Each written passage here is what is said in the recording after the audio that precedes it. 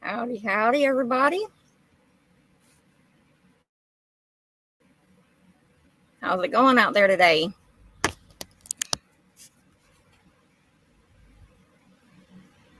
Let a few of y'all get in here.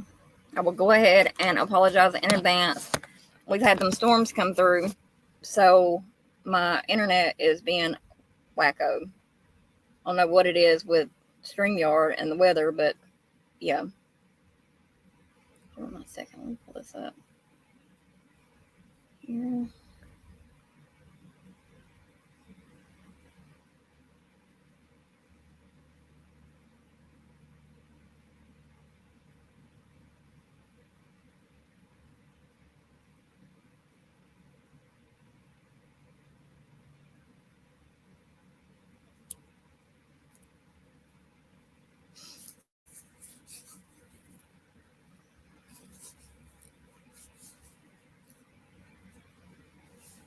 Apologize too for having to reschedule and schedule and everything else today because I said it's been a mess with this weather. So I'm just trying to give everybody a few minutes to get in here.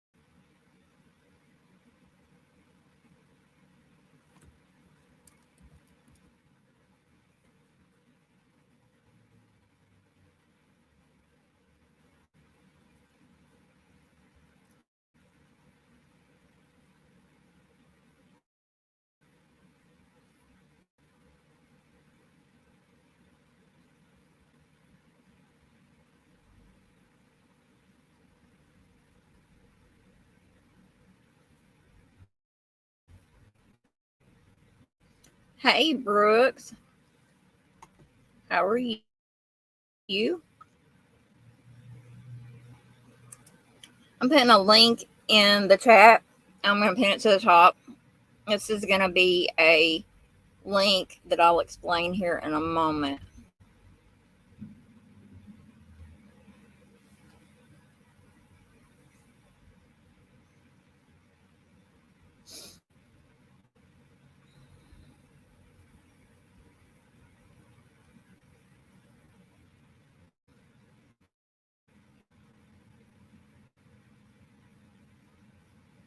Okay.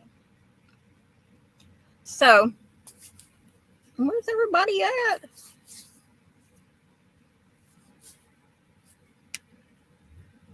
Brooks, did you bring chips and dip? I brought tea. I'll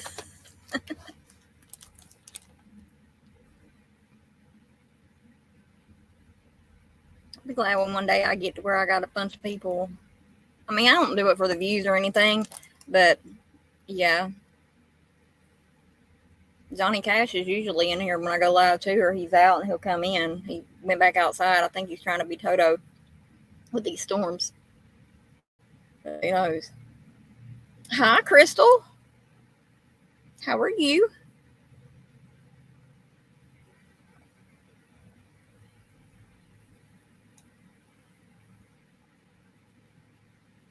It must be lagging. It probably is. We're still under a tornado watch here.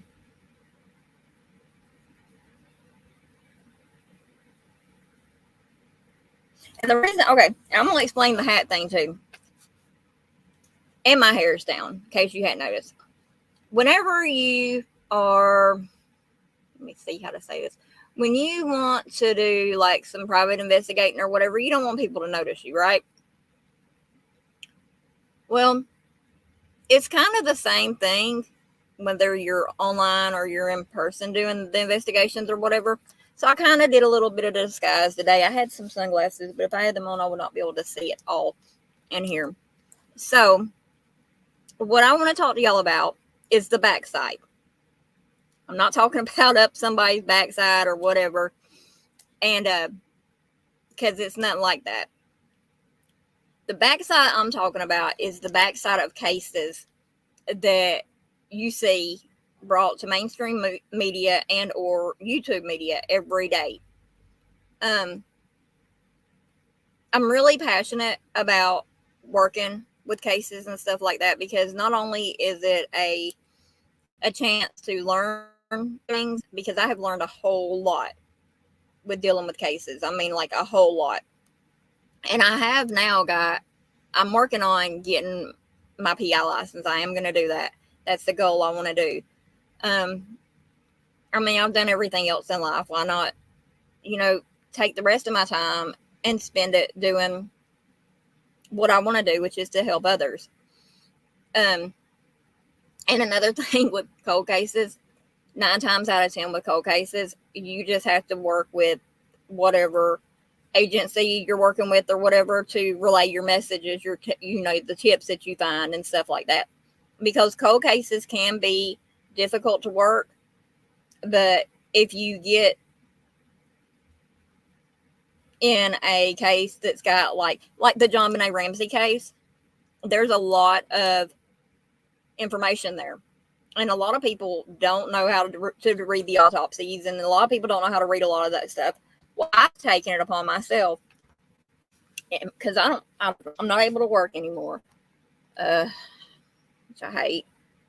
But I take and I just learn. That's all I do. That's all I try to do, and things like that. So I know how to read the autopsies. I know how to read radiologic. How do you pronounce it? Radiologic. The records that you get for x-rays and stuff like that, all those things, I know how to read those. I'm very, very educated, I guess you could say. And by my recovering addict, I've got street smarts and book smarts. So that being said, welcome to the backside. The backside is going to be an area of my channel that I'm going to be focusing on, which is going to be cold cases. I mean, I'm not going to say I'm not going to do some, some current cases or whatever. It's just that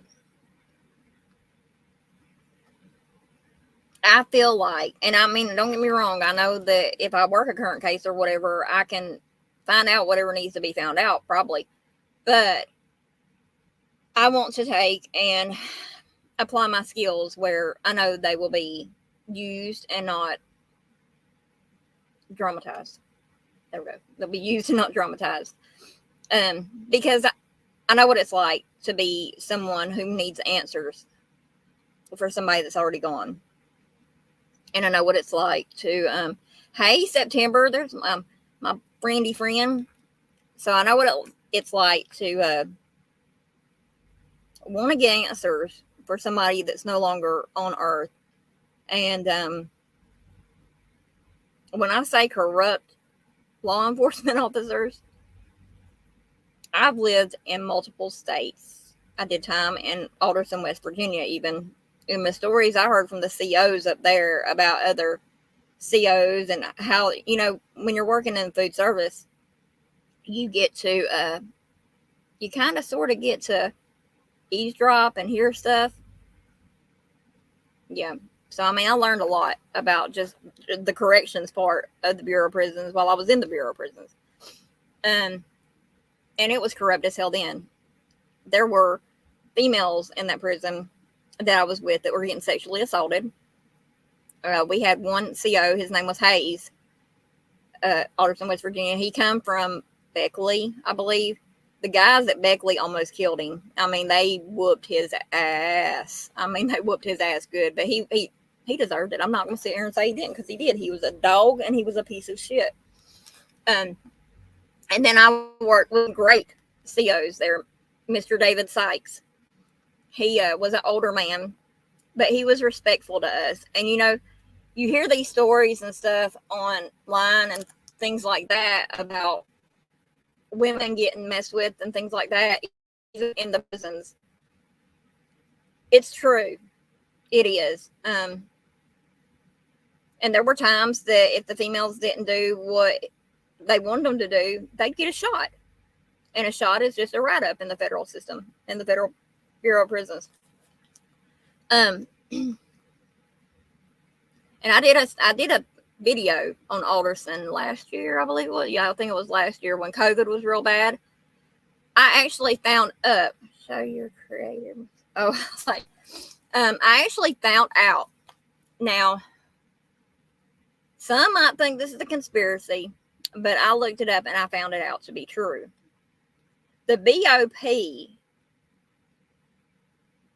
is actually basically what we saw in the history books that happened with the overseas with the Nazis, the concentration camps. The Federal Bureau of Prisons, especially in Alderson, which is where I was. Well, I mean, it was in all of them. I had my ex-husband, soon to be ex-husband, he's doing time now. And I'll get to that in a moment, because he was in the halfway house when he got home last year. And they don't care. The BOP, the Federal Bureau of Prisons, is doing nothing but being a concentration camp. Because COVID, they don't follow the protocols for COVID. Alderson, West Virginia, the Alderson Women's Federal Prison Camp, they house 1,500 inmates, women inmates. There are 8 dorms, A1 through 4, and then B1 through 4. B1 and B2 are the RDAP units at Alderson, West Virginia. And, last year, and I'm still a part of the group, it's the Alderson Women's Prison group, like support group or whatever for all of us that got out. I still talk to them. I have friends that are in there. Not inside the pen right now that I know of, but that are in the group, and we stay in touch. And even though it was a bad thing and I went to prison for bad, it's not like they say where it's a field day. It's a job. It is. I mean, there were elderly ladies. There was this one lady in West Virginia. She was older. I mean, she was like 80, almost 70 or 80. She was actually in the RDAP program with us. And she had to work. They do have janitorial jobs, which only pay $5 a month. $5.85 a month is what you get for working janitorial in the Bureau of Prisons. Now, if you work in food service, CDR, like where I worked, you could advance up to probably close to $100 a month. Those were good paychecks when I was able to do that, because I didn't really have a whole lot of people to help me. But anyway, back to what I was saying, which ties into it. The backside is going to be a series that we're going to do, or I'm going to do, and I'm going to show you videos that I've watched and seen, and they do get updated too. There's a TED Talks that says how to solve cold cases. Let me find my notebook here.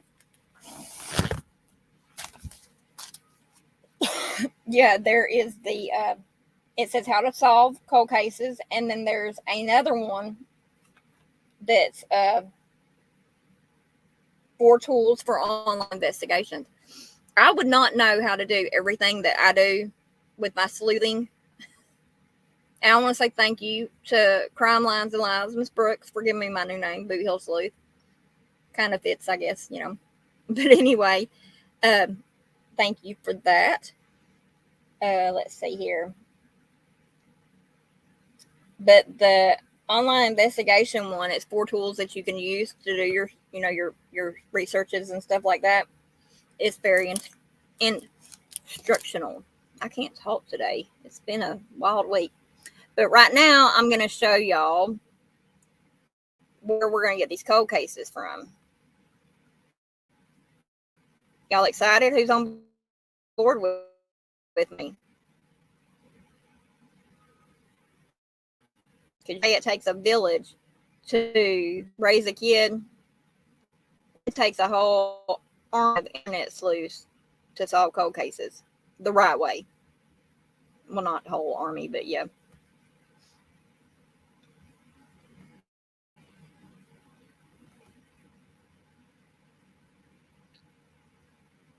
All right, so this is the uncovered site.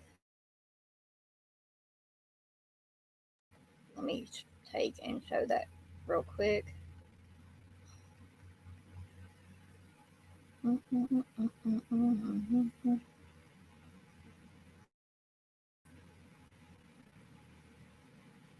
The address that I just put on the screen, that is the address to this website. And welcome to Uncovered. This right here is using the power of collective impact to bring peace to families of murdered or missing people.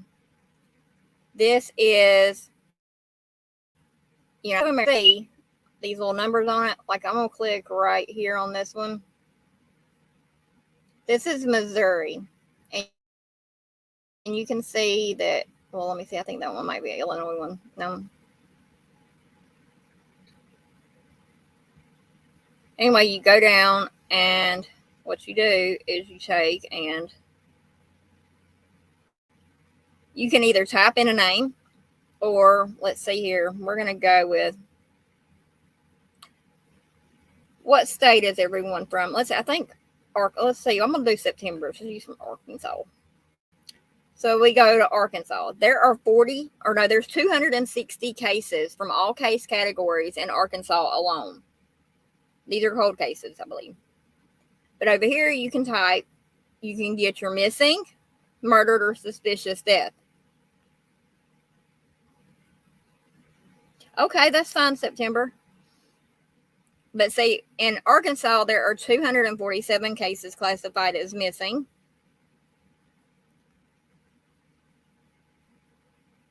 There are 12 cases in Arkansas that are murdered.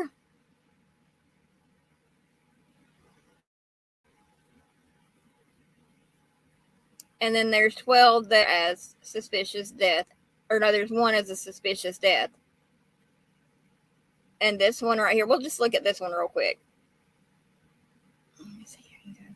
And see on how you can sort it. You can sort it from case date, oldest to recent, oldest or recent to oldest, A to Z, Z to A.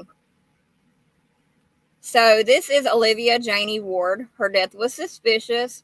Searcy County, Arkansas, September 9th, 1989. So we'll click on her. I got you, September. So this is Olivia Janie Ward. I'm going to go ahead and I'm going to click follow on there because you want to stay up to date with whatever's going on. There's 267 of them in your state, September. But there's only one that's a suspicious death. I mean, there's probably more than that. But this one's a 16-year-old girl's death at a party raises suspicion among students. This was last updated on September 20th, 2022. And if you know anything about this case and you want to contribute to it, you can click that button and you can submit like groups that are associated with her off of Facebook. You know about this case, September?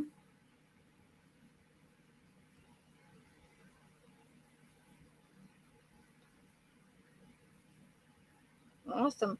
Okay, so the overview of Olivia Janie Ward is September 9th, 1989, 16-year-old Olivia Jane Ward, also known as Janie, went to a house party at a cabin in the Ozarks near Marshall. Awesome. Well, I'm glad that I picked this case to be the first one to introduce y'all because we got somebody that knows about it. It says, went to a house party at a cabin in the Ozarks near Marshall, Arkansas. At the party, according to other partygoers, Janie fell backwards off a porch, reportedly causing her death. After partygoers moved Janie into the bed of a pickup truck and drove her 3 miles away into Marshall, Arkansas, where authorities pronounced her deceased, conflicting autopsies, which were conducted 15 years apart, along with inconsistent statements made by witnesses in the years since Janie's death, have continued to bring uncertainty, suspicion, and speculation to the forefront of Janie's case. Today, her case remains unsolved. So here's the information we have on it. Her date of death was September 9, 1989. She's a white Caucasian female, and she was 16. Says that this case needs attention, but there's sources. We have here September 6, 2019 and 2007. When was this? 1989 when she went missing? Wow, or when she was deceased. Now I want y'all to look at this. 1989, and the first time that there was a source that looks like on it is showing February 25th, 2007, and September 6th, 2019. So let's look at this real quick. I don't know. We can look and see. Hold on a second. We will look at that.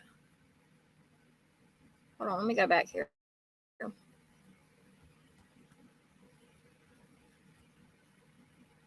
All right. So hold on. Let's go here to cold cases.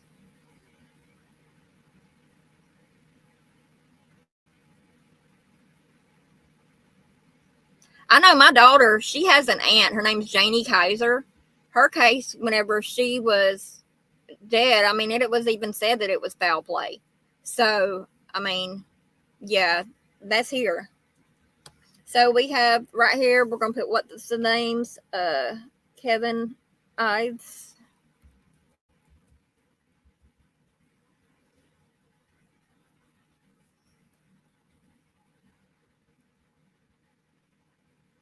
My computer, I'm telling you, this weather's being up.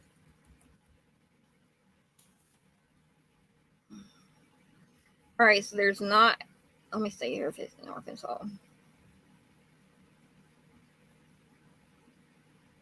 Kevin Ives isn't on there, but I'll get to another one. I use NamUs also to do these cases. Do y'all know about NamUs? NamUs? Oh, you're fine, September. It's fine. And what's the other name? Don Henry.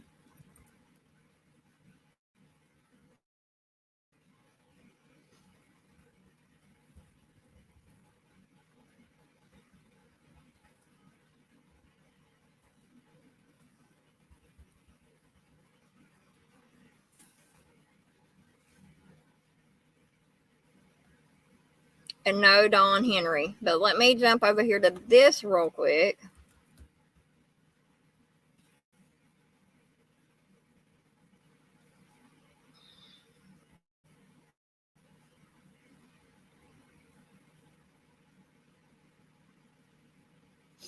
This is NamUs right here.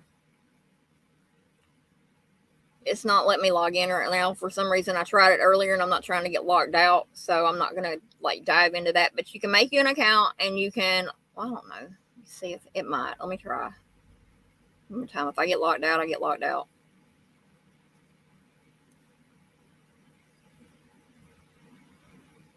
Never. Yeah, you haven't ever heard of NamUs? NamUs is awesome. See, whenever somebody goes missing or something like, whenever somebody goes missing, this is where they go. Now, if they have a body that is unidentified or unclaimed, it's here. There's so many resources for the missing and things like that. So many.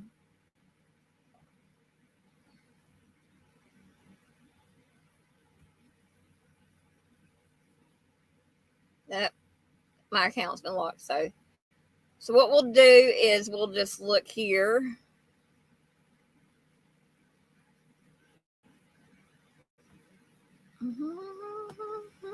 We're going to do with unclaimed. Were they,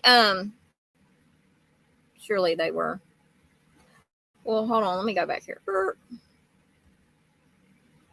I'll just do it like this because this is a case that I've been working on anyway. I'm not no more, but yeah. Like what you do is you type in the people's names and stuff like that right here. So Now, this one I'm fixing to put in, this guy is actually from Charleston, Missouri. He's been missing since 2017. And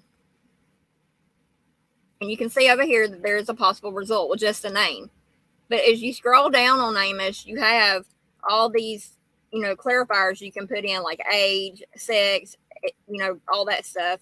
If they're tribe affiliated, circumstances, last known location, all the good things.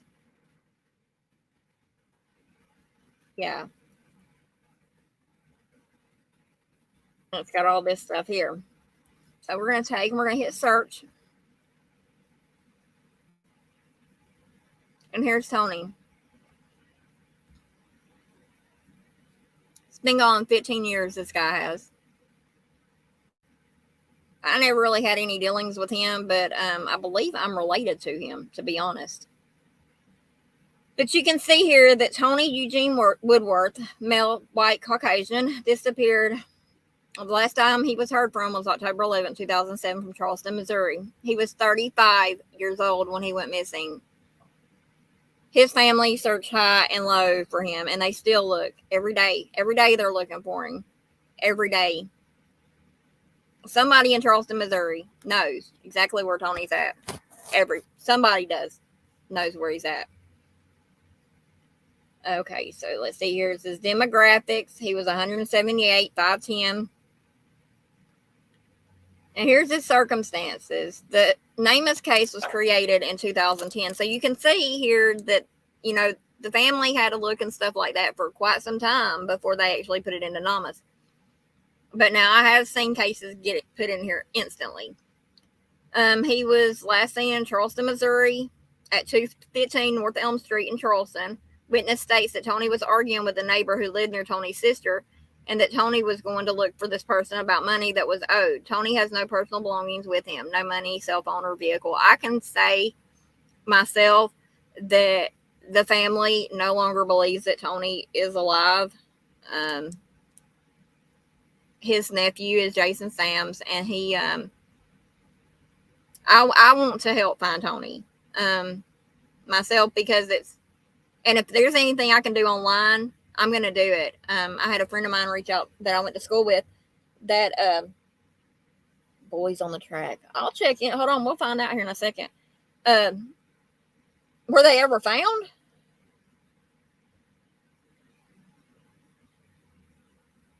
September?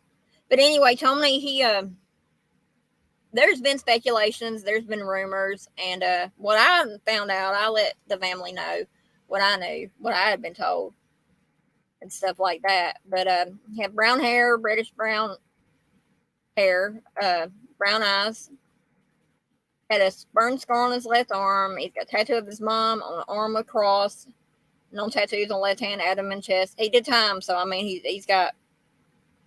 They were found. Okay, well, hold on a second. We'll try to find them here in a second. He was wearing a white muscle shirt with writing on it and blue shorts, tennis shoes, and sneakers, and no other things like that. Here's some photos of Tony.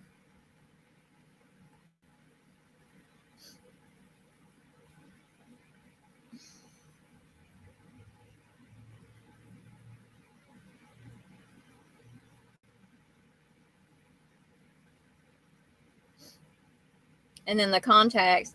On all these, there's always a contact, 9 times out of 10, which in Tony's case, it's the Missouri State Highway Patrol or the Charleston Police Department. Cases as old as this one, though, you want to take and make sure that you get an agency case number.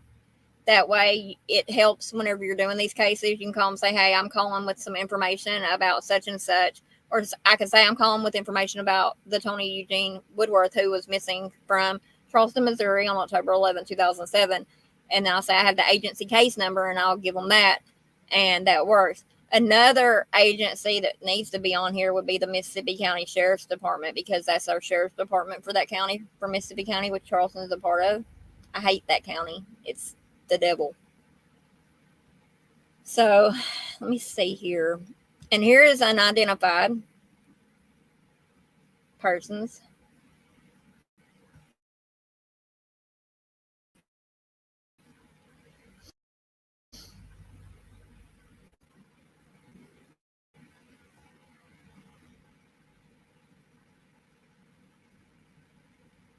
Okay, there it is. See, there are 14,388 results in here. So that means there's 14,388 of unidentified people. So let me think here. We're going to do a female. Where's Dolly Bear? Dolly Bear needs to be in here because me and her was playing on the faces that one night, that sketch thing or whatever. We wasn't really playing. We was just, I was trying to figure it out. And so let's see here. We're going to do Caucasian. You can see there's 1185 white Caucasian females. I'm gonna do. I have yet to do. So I've not ever run Summer through here yet. Which I mean, she's in here because of the missing persons.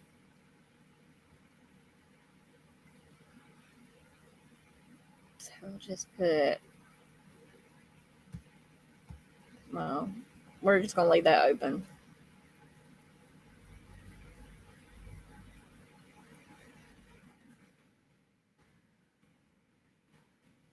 Right circumstances. And that's if you know if they're deceased already or if they're living. And then here's this.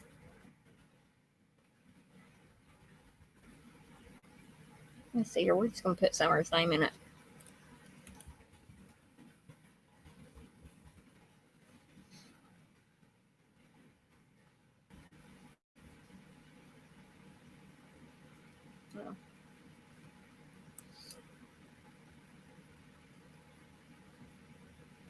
They don't have a Summer.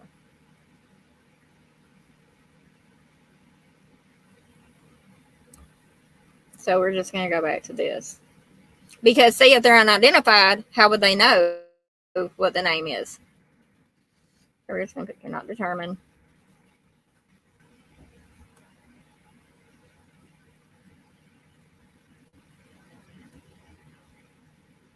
Because Summer would be pre-adolescent, right?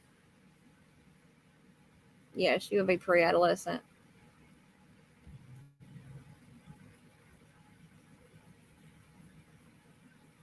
So here are the three. There's 5 unidentified for what I typed in, which was pre-adolescent, stuff like that. When it was 2021, right? When she went missing. Right, so that one was 2021, and we know that's not it, and that one's not it. So what you would do in this case is you would go to the next year up, which we've got a June 2022, a August 2022, and a September. Well, you can see here that the age ranges from 2 to 3 on this one. So we cross that one out. And then this one right here, it was found in Texas, I believe. So we're going to see what it shows. Who knows, y'all? While I'm doing this little thing right here, we're liable to find somebody or have, things like that on it, information on it. So this is a body that was found this was found in November 30th, 1993. It was updated then. So hold on, let me go back. Well, we'll just look at it.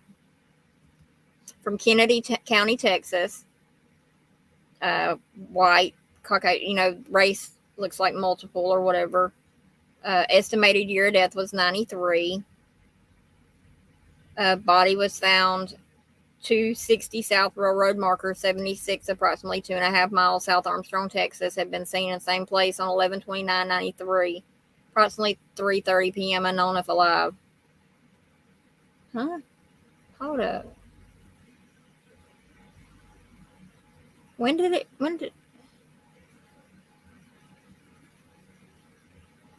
Oh, okay. So somebody seen this person in 93. So brown hair, dark, 31 centimeters long, tied back in ponytail, light growth of pubic hair and underarm hairs that showed she was pre-adolescent. Stretch marks on lower knee and stuff like that. So this person, this child, I guess, or whatever, had $61 with a knot in the pink flower strip of cloth near the body. She had a blue cardigan.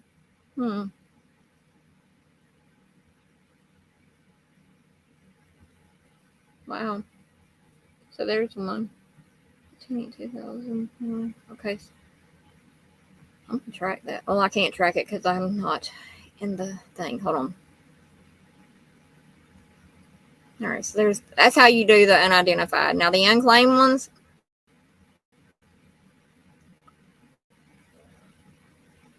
there are 15,367. So what I'm going to do for unclaimed is I'm going to go down here and I'm going to punch in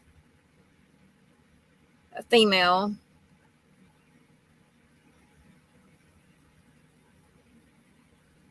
And then for the state, we're going to do, well, we'll just hit Tennessee.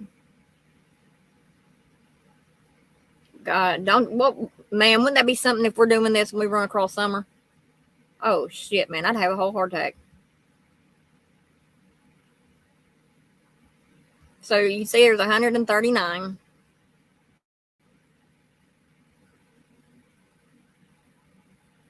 Date modified. This is the date they were found. Wow. In Tennessee. Now, these are people that are unclaimed in Tennessee. With names.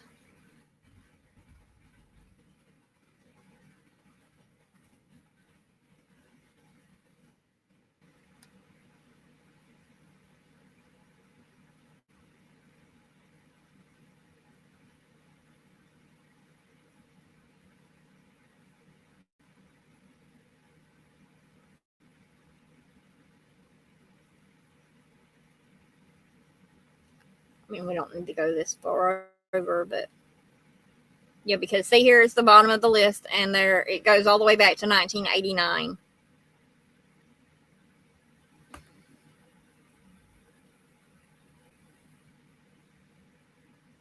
And see, a lot of times people will end up in the unclaimed. They'll be identified, but they'll end up in the unclaimed because their family members have passed away or whatever, and there's just nobody.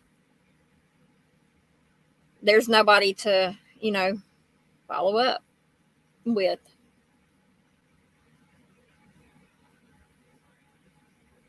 So I don't see any wills on here, so we know it's not her.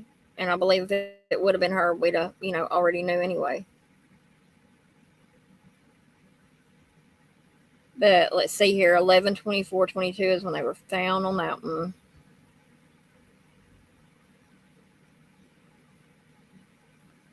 So the last person that was left unclaimed in Tennessee was Vicki Hammontree out of Knoxville, Knox County, Tennessee.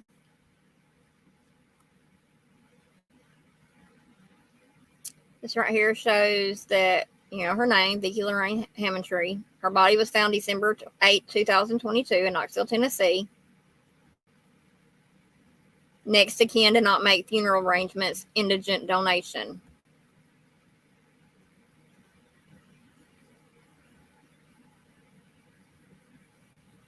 I wonder what that means. There's no images and there's no contact. I mean, the Knoxville Police Department is, but I seen a while back too where there's some crypto. There's a storage facility somewhere that's got the crypt freezing. They're freezing bodies, is what it is. Man, somebody better make sure they got me and I'm burnt to a crisp and splattered everywhere. For real. So that's the unclaimed, that's the unidentified, that's the missing persons, and then here we have a dashboard. And say your dashboard just looks like this. That's all the missing.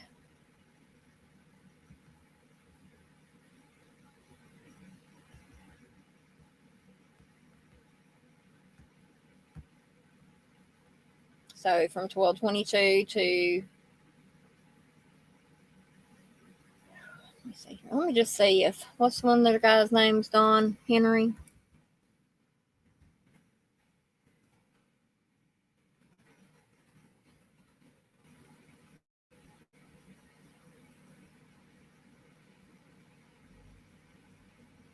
I know one that is in here, and we'll get to yours September in just a moment, but I was just showing y'all how you would work this.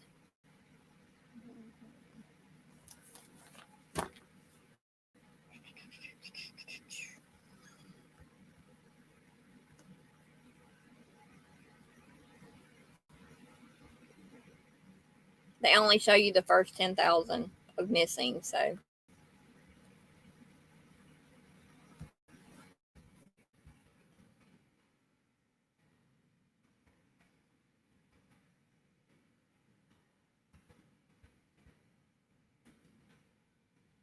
how many of y'all know about the Kyron Horman case? Kyron Horman.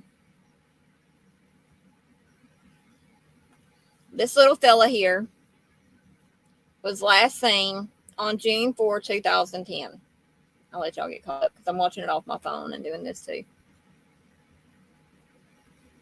But yeah, this is Kyron Horman. Kyron Richard Horman, male, white, Caucasian. Last seen June 4, 2010. Missing from Portland, Oregon. He was 7 years old when he went missing. He would be 20 years old today.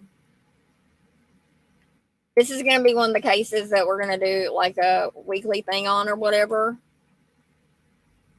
So anybody who wants to be a part of this, please let me know. Over on Burden of Proof's channel, she has a group called Cold Cases, and I'm in it, and she knows about this too that we're doing. And yeah, y'all can sub up to her or whatever if you're not already subbed up, and get into the. I had something pop up about Georgia on my phone. Sub up to that and be a part of that group, or I can make a group myself. It's whatever y'all want to do. I have my own page. My company page is SYVC and Associates. I'll be covering these on there as well. So it's whatever. If y'all want to friend request me on Facebook, if you're not a friend already, go ahead and do so. And just pay close attention. I mean, my page on SYVC and Associates has got a lot of things with it.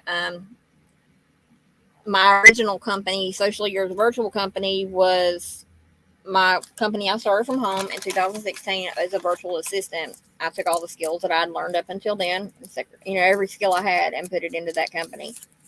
And, well, my abuser caused me to lose access to that. And,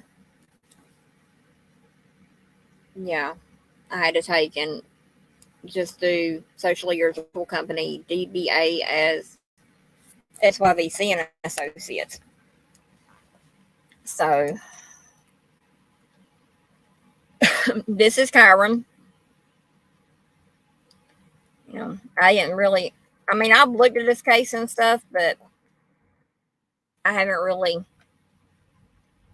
dove into it a lot. There's been a few creators I know that has.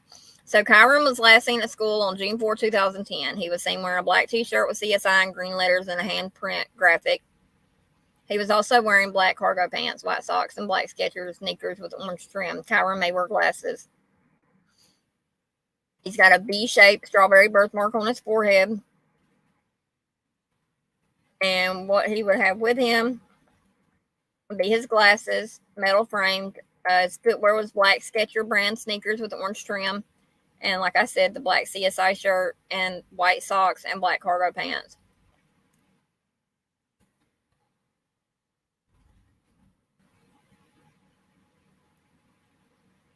And these are pictures of little corn. Right here would be him when he was 14. That was in 2017.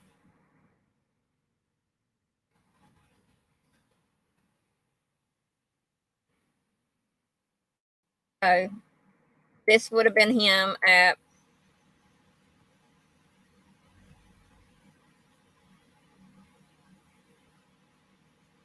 this would have been him back in 2017.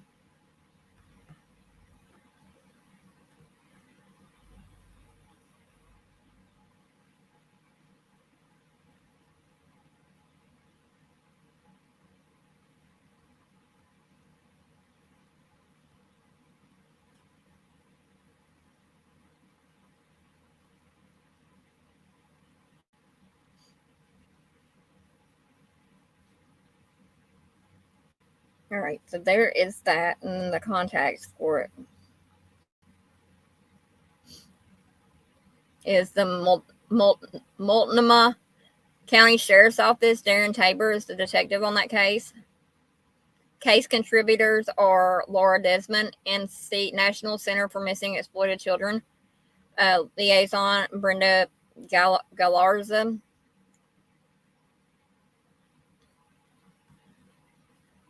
And then it has all this information here, like the website and stuff like that.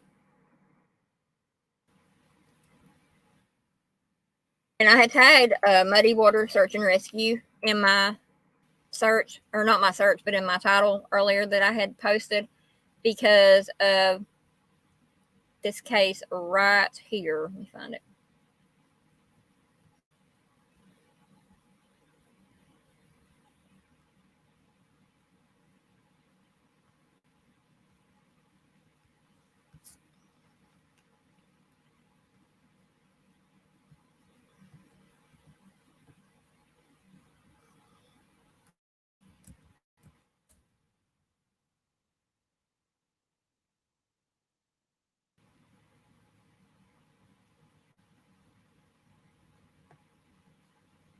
Because this is one of the first cases I ever dealt with whenever I first come on the scene of missing cases when Adventures with Purpose before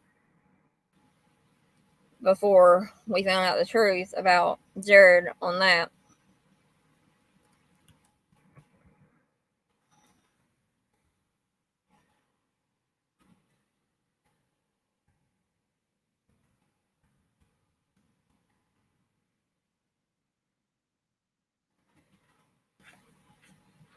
And that's Randy Leach's case. Are y'all familiar with that case?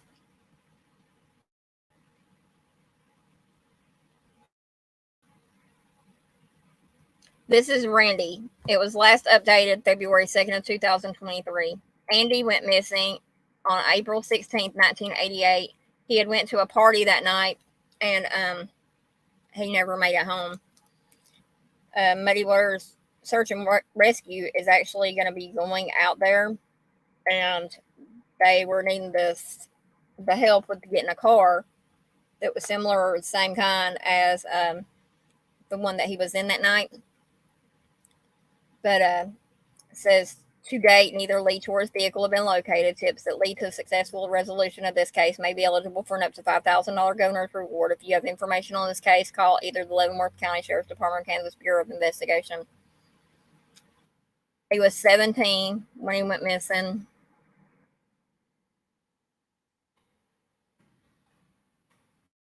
Here we have that. Adventures with Purpose, Where's Randy Leach? And as bad as I hate, everything that happened there are times I do have to go back and I have to look at those videos. It makes my stomach turn, though, when I have to go back and look at those with Jared in it, because, a lot of people put our trust into them. And I'm so thankful that Chaos Divers is awesome. They are. And Muddy Water Search and Rescue. You haven't heard of Randy's either? Oh my. When I first come on the scene in 2019, I'm with them. I had Randy Leach, I had Brian McKenzie, and Cole Miller, and I can't remember the girl, Hope. I think it's Cole Miller and Hope something out of Oklahoma, Love County, Oklahoma. And yeah. But well, let's see here. Let me just.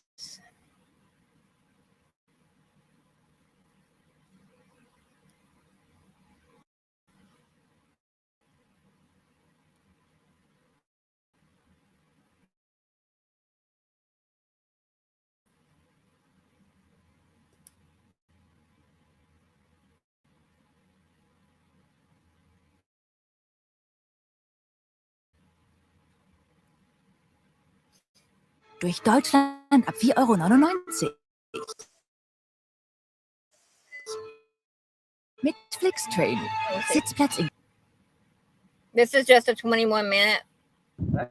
This might be tall. I don't know what that is. Harold, Alberta, it's really, good to be back. And I'm going to go ahead and let y'all know right now, that is Harold beside Jared. That was Randy's dad. and his mom, Alberta. His mom is still going and fighting for him, but we lost Harold.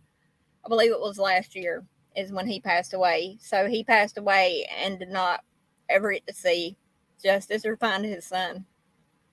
Back into your home. We appreciate you having us back. We're back for a part 3 as far as being here on day 3 of searching. With this story, if you've not yet heard about the Leaches here, their son went missing 32 years ago, Randy Leach. And we came and we met them back in October, 2 months ago. It means that we actually came in an extra day early, so we're going to be here for 2 days working with you guys. Okay, we appreciate it. To see if we can find Randy. So if you've not yet seen the first 2 episodes as well as the live streams we've done, I'll leave a link in the description down below to all of those. Go check it out, come back here. And we don't really know where or what we're getting ourselves into today yet. We do know that we have 7 or 8 locations Right. to check. Appreciate it. Yeah. Absolutely. One of those locations is a north of the farm, the pig farm. One of our viewers sent us a image that when you take it and you scale it, if Randy were to have left the party that night, come around by the cemetery, come south there and barreling down, the road kind of splits and there's a big ravine there. We just never know where this is. And, is this an accident? Was it foul play? Right now, we still have all of those unanswered questions for us. Oh, yeah. I'm going to drive you all around. Yeah. So, and so with that, we need to follow up on every lead that's coming in that's not already been explored. Sure. And so this one's going to be, a really easy, one more that we'll have those answers, and we'll be able to then tell the viewers, we've already checked that one off the box. We've checked this one off the box. That's right. That's what we need. Yep, and that's what we continue to do. We continue to check these off the box, and so we're going to jump over to Stanley's because he does have to get out of town soon. Stanley is, if you saw the caves that we were looking at in one of the previous episodes, Stanley also has a quarry, a pond up above the caves.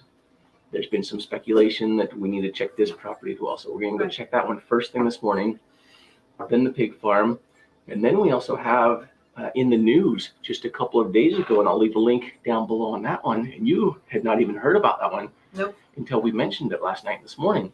Right. But there were possible human remains that it's kind of been indicated that they're very old human remains that were found down at a lake that is just directly 30 minutes south of where the party was at. So those are going to be our 3 main locations today. Okay. And then if we have more time, we do have another 6 or 7 that, Betty's put on the roster for us. And then if we don't hit them today, we're going to hit them all tomorrow. So Okay. like I said, we're going Sounds to good. check one off at a time. All right. Thanks. So we're here for you. Call us if you need anything today. Thank you. You're welcome. We'll continue to, like I said, check those items off Okay. for you. Sounds good. Thanks. So I want to apologize to anybody that feels like our morning setup scene was a little rushed from what it normally is.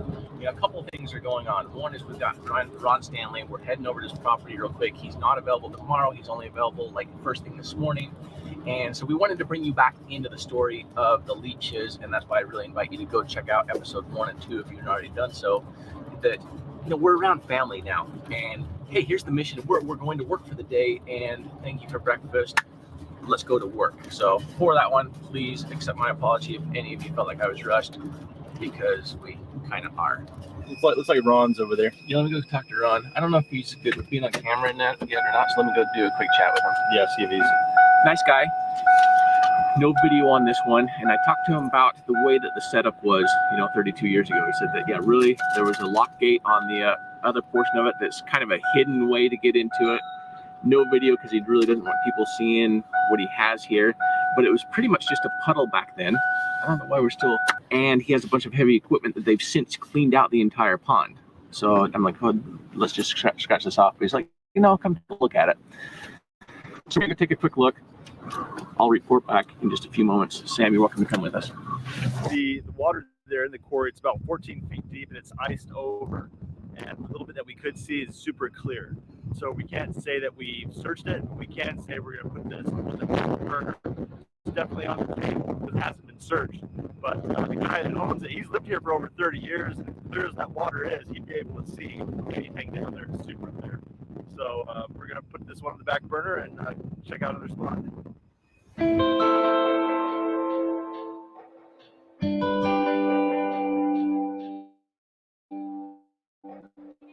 Back at the in episode number 1 or 2, I can't remember.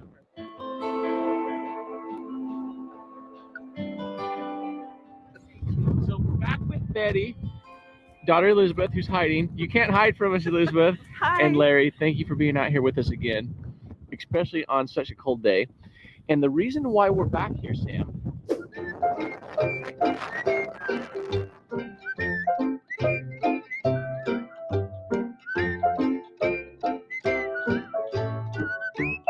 it's less windy up here. Yeah.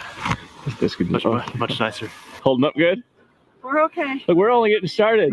Betty's in for the trek. All right, let's do it. All right.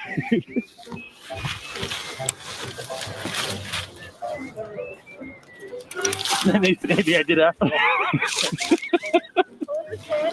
Found the trail. Think we better take this. Yeah, those look a little bit better. Whoa! Whoa! Yeah, watch. Be careful right there, Betty. You might fall. Yeah, Betty, if you walk in the lead. No, I wasn't gonna go. Yeah, don't follow me there. Yeah, this canoe might be what we're looking at. Yeah, the canoe. It's about the same length of a vehicle, so. Yeah, and there's plenty of people that have been down here. But let me pull it up. Yeah, let's pull up the image. That would be that canoe was over there when the satellite image was taken, and now it's over there. And what we were looking at, so right there you can actually see what appears to be a car on there, which would be in the river right here. And with as much use as this gets, we just got to verify it here, but just the way that it was hitting in the shadows. We are standing right on top of it right now. I'm kind of bummed. Well, we're checking off the boxes. Well, on to the next spot. Yep. Sam, let's head down to the Gardner Lake. Gardner Lake is where we're going to head to, and then the reason for that one is because the possible human remains. Right now, they're not even really some as human remains, but there seems to be a lot of activity around it. That it was in the news.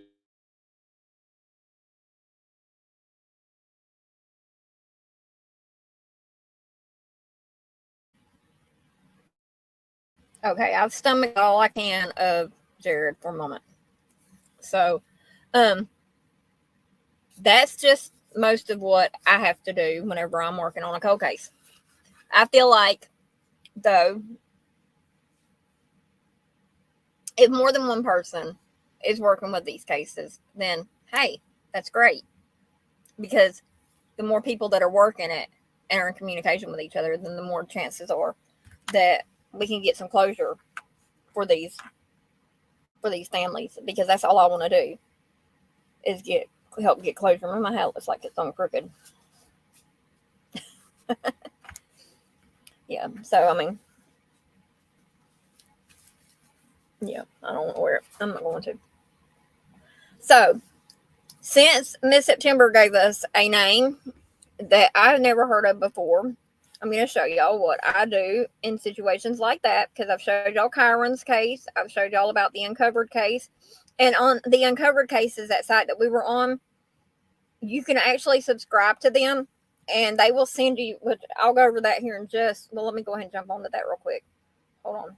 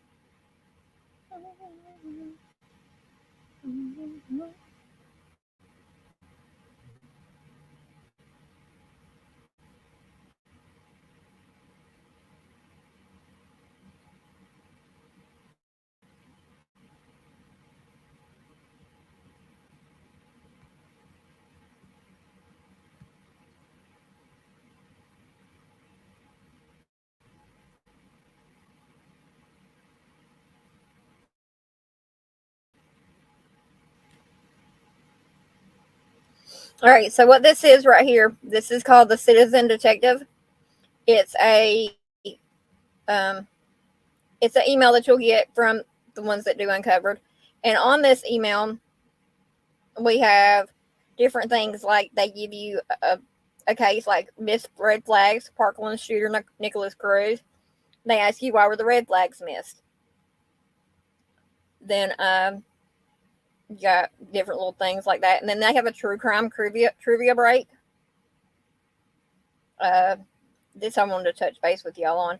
Right here is a missing thing, but murder she told. Just check this out and stuff like that. True crime trivia break answer. And it says if you want more, and I will see if I can find my link. But if you can, well, we might be able to right here.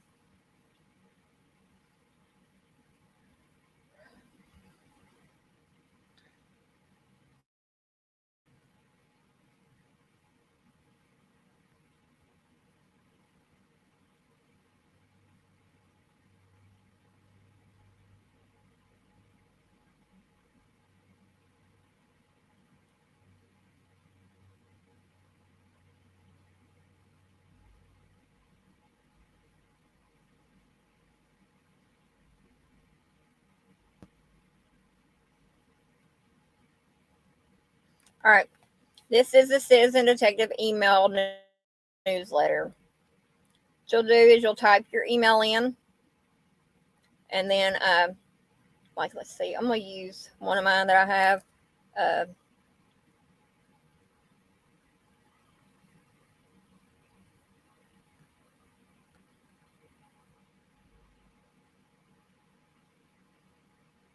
See, now that's my other one that I have. But see, what they do is it says that the Citizen Detective is your sleuthing friend that has Google Alerts set up for nearly every forensic advancement, cold case, and true crime update imaginable.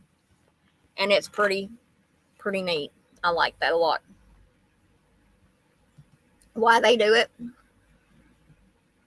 I like this right here.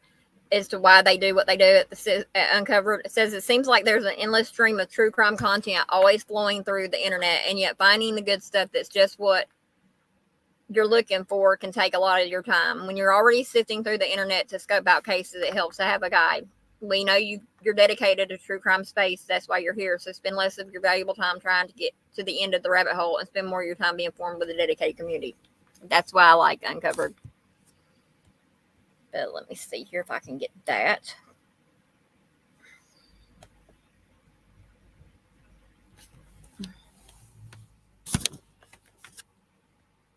And we'll jump back over here to StreamYard.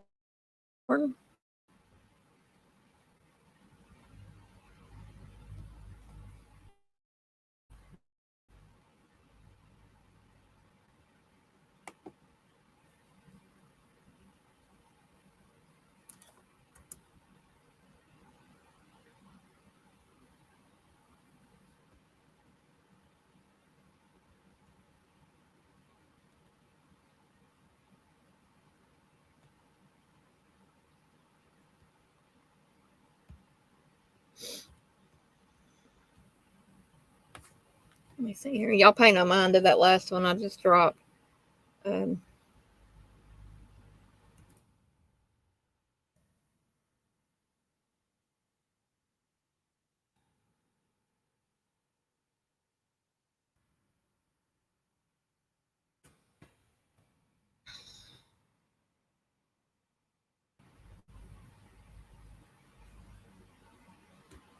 I have it pinned also to the top of the stream, that link.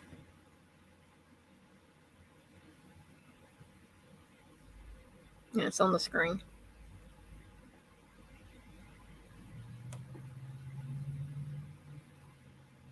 So, okay, there's that. Now,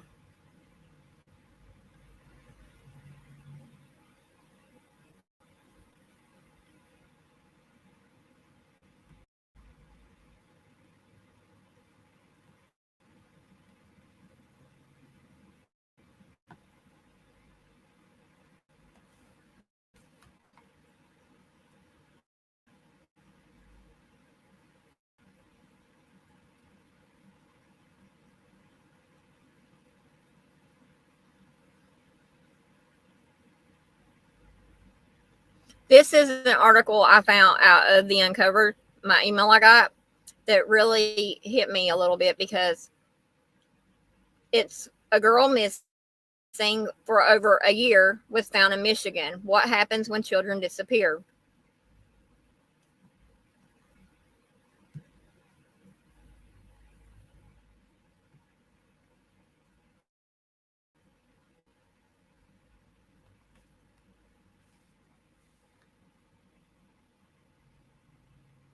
Now, I'm not done yet, Crystal. I still got a little bit more to go, but I'm glad you enjoy it. This is all I do, though, because like I said, I'm not able to work anymore, so I just devote my time to doing what I can do. My daughter had me about, and I mean, I was crying earlier, right before I come on live, to be honest. My daughter, she's taken my stepson to be dropped off. He's in the Army. I'm not sure if he's going to be deployed or what. I'll find out later. She told me, and I was trying to get her to watch the stream or whatever. She's got a newborn. He's 4 months old. He's not a newborn, but or whatever. But told me, she said, I'm really proud of you for what you're doing. And that meant a lot to me because I went to prison when my daughter was, well, I got indicted when my daughter was 9 years old. She's 22 now. And I deal with that hard every day, deal with it, because there's so many things I wish I would have done different, and so many things I wish I could have done different that I wasn't able to. But, you know, all we can do is ask our kids for forgiveness. And I keep looking down at my phone because my comments are on my phone over here to the side. All we can do is ask for forgiveness from our kids and just try to do right. And that's all I want to do, is do right by her and make sure she's happy and she's safe. If y'all see me talking about Madison or hear me talking about Madison or whatever, a girl named Madison Lambert, that was her. Maddie went missing December 26, 2020 in Mississippi County. She was last seen at our little store there called Mobile, about 10:30 to be exact was the time that she was seen, with one of her friends, somebody that was a good friend of mine at one time. His name is Bitsy, J.W. McDermott. And hold on a second, I think Johnny Cash is coming in, I think. Anyway, Johnny. Anyway, so Madison went missing, and she wasn't found till 4 weeks later.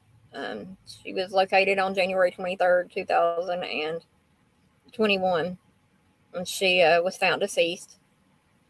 But she was found in a spot that had already been searched. The exact spot she was found in, I had walked that same area, that same spot, a week before she was located. Unfortunately, Madison's death was caused from some unfortunate circumstances, and I know what happened. I've been told what happened. It bothers me. It really, really bothers me, and it hurts me to my core whenever I think about it these days, because a lot of it I've found out just since in the past year, almost. June will be a year I found out, or April. Yeah, April will be a year I found out what happened. And it hurts, you know, but the reason I haven't told officials or anything like that is because they're corrupt, and the truth will come out eventually, probably on my deathbed. But yeah, It'll come out. When it does, all I can say is I better be glad that I'll already be dead and gone when it comes out. But anyway, you're good, September. See, I told you I'd still be on. I told my daughter too. I said I'll be on for a while because this is some important stuff to go over, and you can't just do a snap of a finger live and say, here, we're going to do cold cases, and that's that.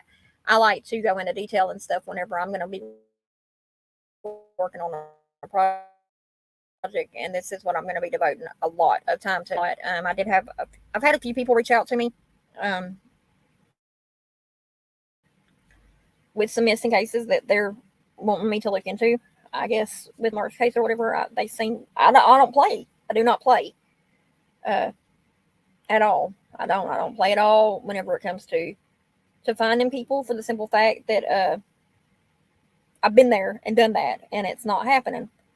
Not on my book, not on my watch, anything. It's not happening. If I know something, if I know that I got the information that's going to make you tell me the truth or get you scared enough to where you'll go tell the truth, yeah, I'm not playing.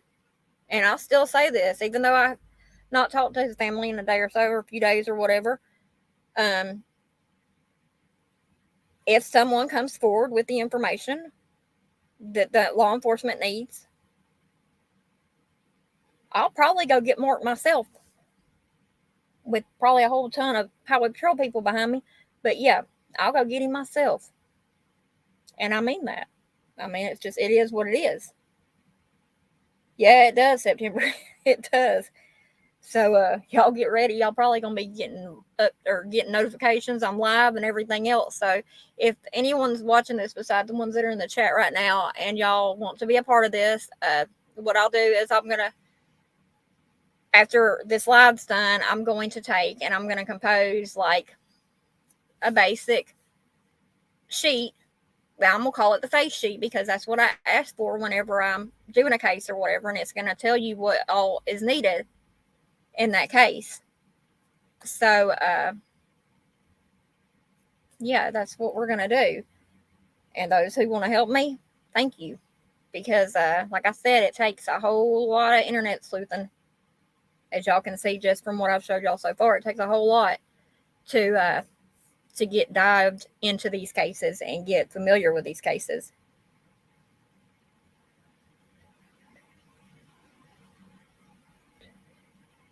Okay, are you talking about who? Are you talking about Kevin and Dawn, September?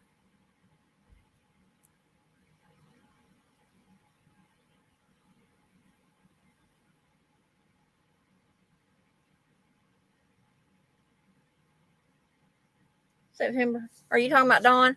Because if you are, we're going to do this real quick. I'm going to stop sharing that for a second because I can come back to it.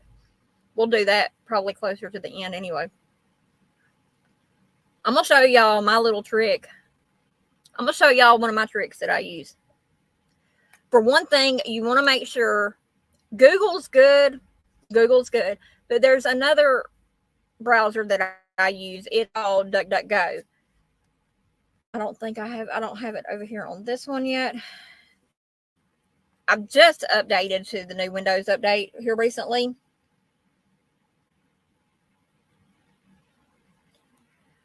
We're gonna do the Dawn and that real quick. So it's a cold case, definitely, right? They have not got justice on it.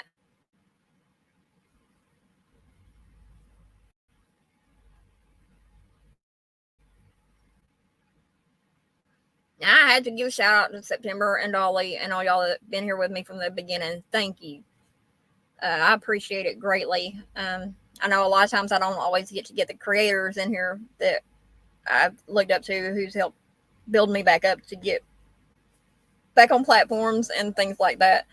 But they're busy. I mean, creators, when you do content creating, you're busy. And I have much respect and much love for my creators that I follow and I work with.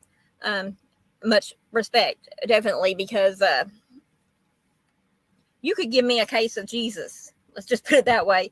And if it come out to being a crazy mess, I'm backing out of it. I'm going back to where I know it's safe, for one, and two, you don't have to deal with all the ignorant nonsense. Okay, you knew I was going to set the search. Oh, I'm not. So I ain't setting it over yet. I'm just going to show y'all what we do, or what I do. It feels so good to do a live and be smiling and not be yelling and cussing and fussing. I'll get mad. I mean, y'all already know that. I will get mad. And, okay. So what you do when you're starting a new case, like we're going to do, I tell you what, we're going to do Kevin and Don's also. I'm going to write them down and we're going to do theirs. So you can see here on my screen, I've got my main dashboard, which is my Microsoft dashboard. I use that because the newest media, so here you can see I have all these neat little things right here, right? So we've got my main thing right there. What I'll do is I will type in my search bar. Dun, dun, dun, dun, dun, dun, dun. Dawn Henry. Oh no, hold on. Back up. No, what we're going to do is we're going to search the web for DuckDuckGo. I don't know if all of y'all have DuckDuckGo or what, but I do.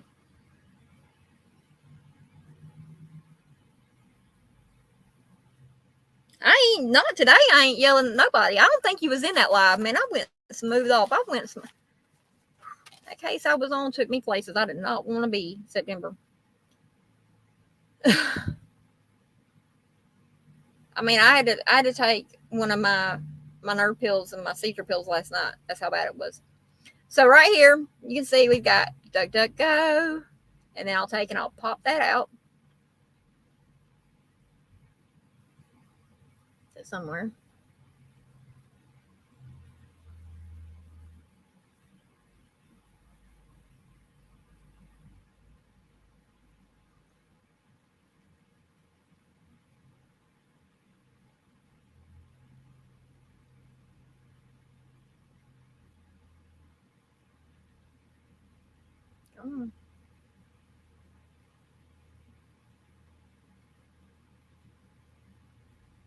Okay, so now y'all will see that we are on the DuckDuckGo page. Yep, right there. So this is DuckDuckGo. DuckDuckGo does not track you, and plus it will give you a whole lot more.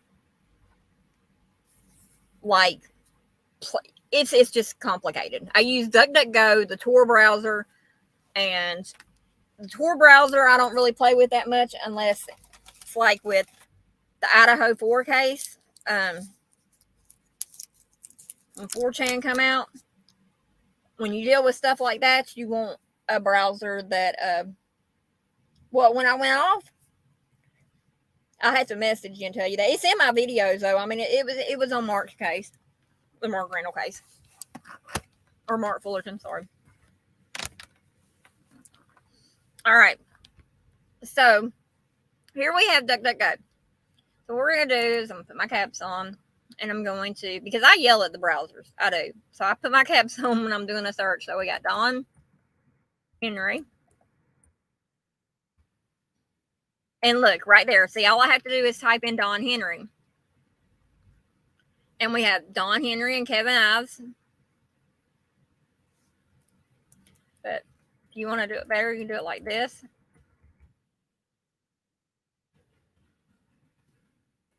And you can see it's got some things underneath it.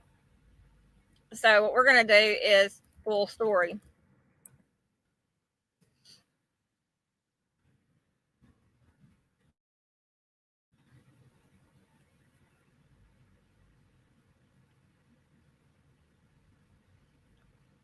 And over here on DuckDuckGo, if you type in something like this, you're always going to get a Wikipedia thing on it. Wikipedia, I love Wikipedia. I'm a wiki girl. It's one of the things you got to be careful on, but I'm not scared of the internet. I mean, I am to some point, but yeah. So it says here on August 23rd, 1987, the bodies of 16-year-old Don Henry and 17-year-old Kevin Ives were hit by a freight train. This is Stand By Me.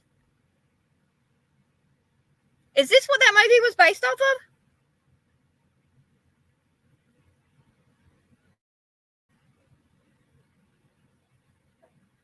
I just heard a gunshot.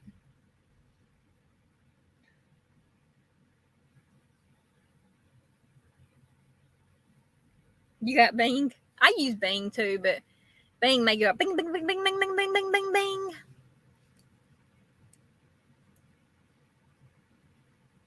Never heard what?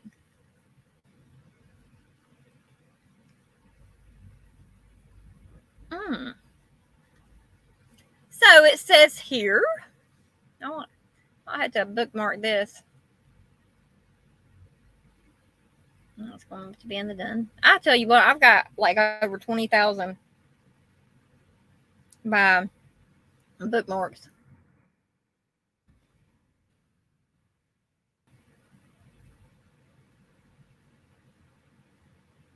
They were only 16. Have you heard that a former wrestler claimed he witnessed the murders? September?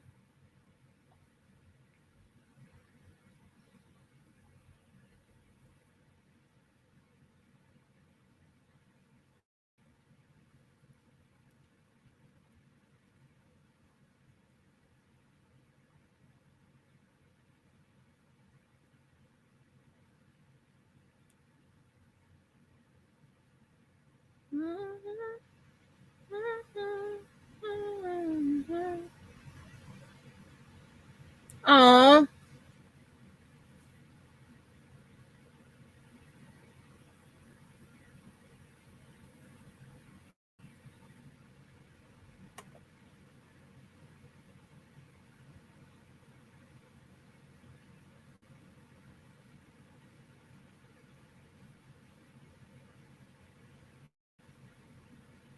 Did you know that Kevin's mom passed away?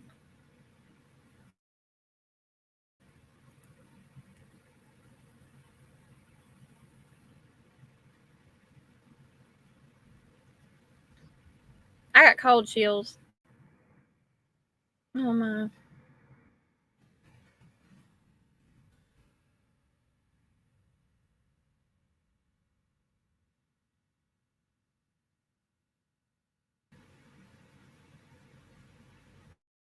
Sorry, I was just reading over some of this.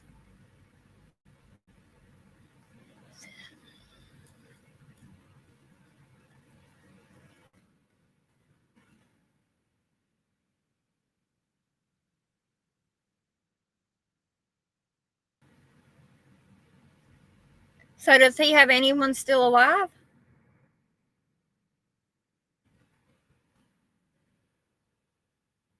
Number, it says here, conspiracy theories persisted surrounding the boys' homicides after a number of murders and untimely deaths of people connected to the case.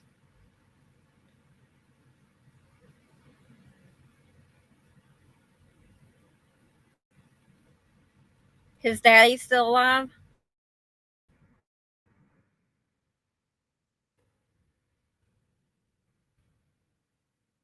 Oh, wow. Okay. So let's see here. Let's go back to our duck. Who's Billy Jack Haynes? Is this the wrestler or whatever?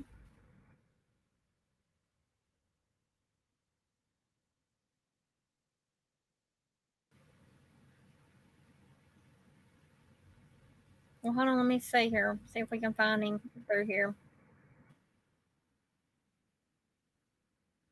Well, let's look at this. Boys on the Tracks update. I'm telling you, there ain't no telling where y'all will go if y'all on my lives and I'm doing a live stream.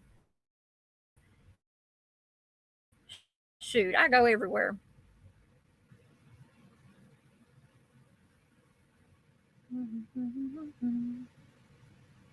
That was the wrong one. Come back here. I'll be making myself dizzy sometimes. Well, hold on. Let's go up here. Let's look at a video. 3 years, 6 years, 4 months. Okay, here's one. Oh, that's an hour long. We know what happened last time I tried to do a live and show a movie. Yeah, that's what it said.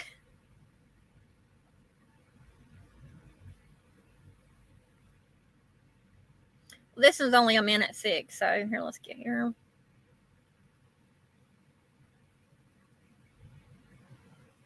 And you see, that's one thing I do not understand. We have look at all this media and stuff we have right here. YouTube, there is so many different sources to get, that have compiled all of these self-stuck or nothing. Oh, I won't. I only do an occasional spin out, occasional. But and also I have a Discord channel.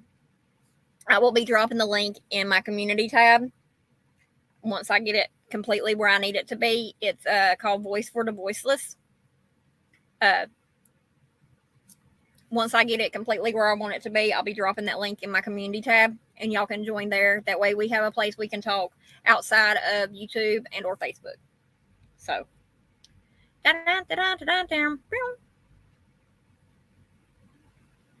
all right. So what does it say? YouTube privacy on does not let you watch videos anonymously. As such, watching YouTube videos here will be tracked by YouTube, Google. Okay.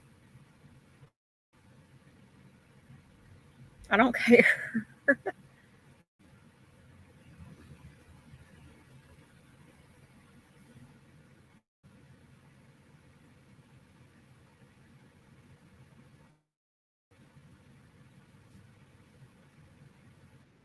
The Boys on the Tracks. Over the years, this case has taken on an almost mythical quality here in Arkansas. Rumors and speculation have linked the deaths of Kevin Ives and Henry to local officials all the way to the highest levels of U.S. government.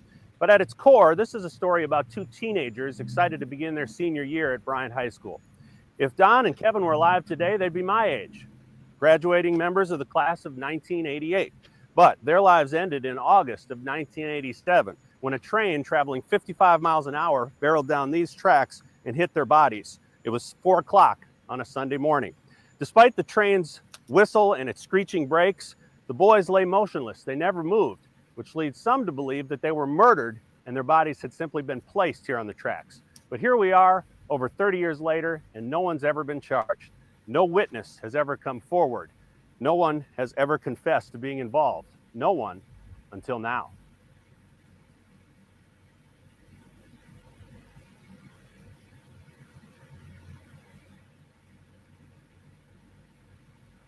Well, September, my friend, we are going to dive into this case. So let's see here. Put a 1 in the chat if you would rather do the Kevin Ives and Don Henry one, or would you rather do another one to start off this journey? Go back.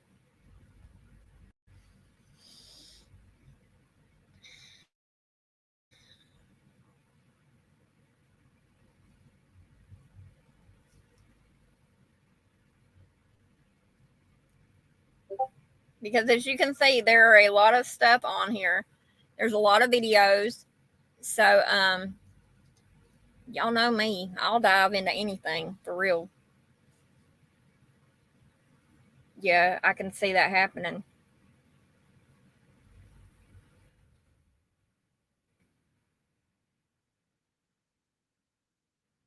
I'm gonna get back. Where's that one at about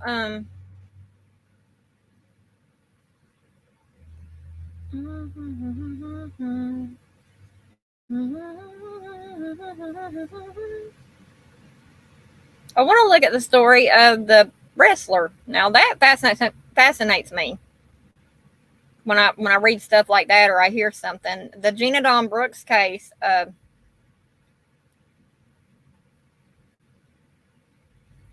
of Missouri. I'm supposed to be interviewed him already. I haven't yet. All this takes is, oh yeah, I love this stuff. So, what we see on the screen now is Reddit. Oh, I got karma and I got coins. Oh, awesome. Anyway, this is my Reddit page that we're on.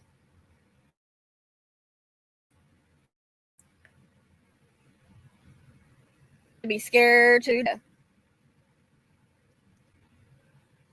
I'm not bullying you.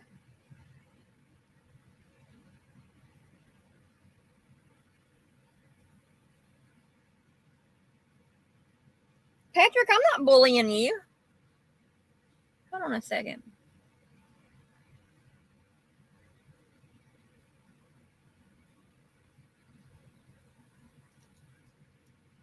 Patrick, I'm sorry, but I don't know you, and I haven't bullied you.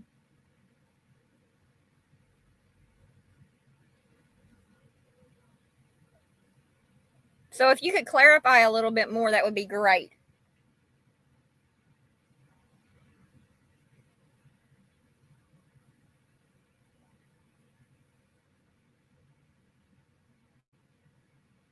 And this happened in 87, September?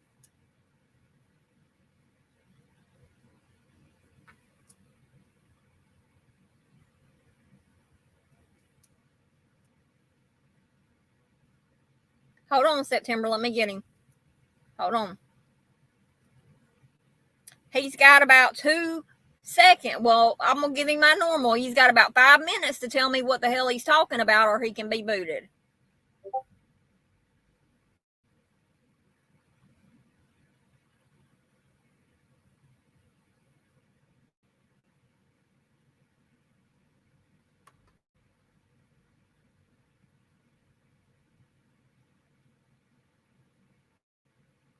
So, Patrick, what's up?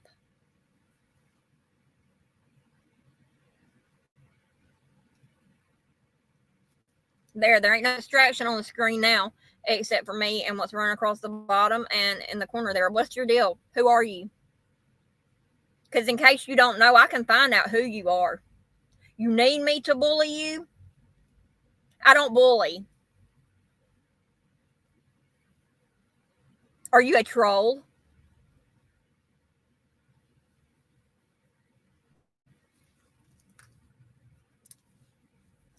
Burger right now. Y'all run that check on that Patrick's Go guard. There's nothing inside of my shirt, but yeah. Because the information I can find out, you'll swear to God that I'm working for some kind of CIA agents. So what's your deal?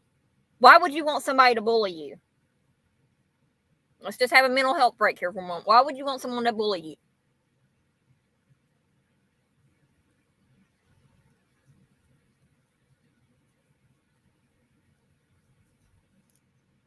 Are you... Love you, September. Where are you located at? Are you in the U.S. or are you a foreigner, or not a foreigner, but are you located other places? Are you sent here to spy on me? We do have UFOs in the airspace now, so yeah. You can stay in my chat and in my live. There's no bullying here. We don't approve of that here. You want to be bullied, go to Bullshit Betty's page, or Dolly No Vision page, or yeah, stuff like that. But or Baby Gap Glara's page. We don't do that here. Now we do expose sometimes the one. Well, not sometimes. Whenever they need to be exposed, we expose. You don't deserve to be bullied. How old are you, Patrick?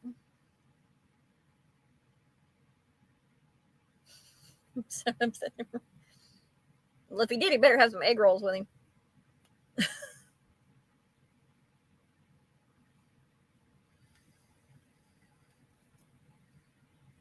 Patrick, where are you from and how old are you? Now, if you need somebody to be stern with you, I am a mother and I can get stern. So you're 32.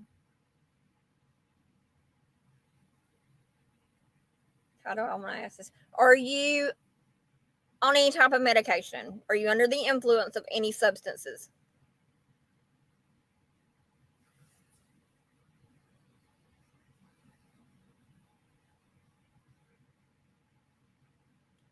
Time's a wasting. Denmark. So you're overseas. Okay.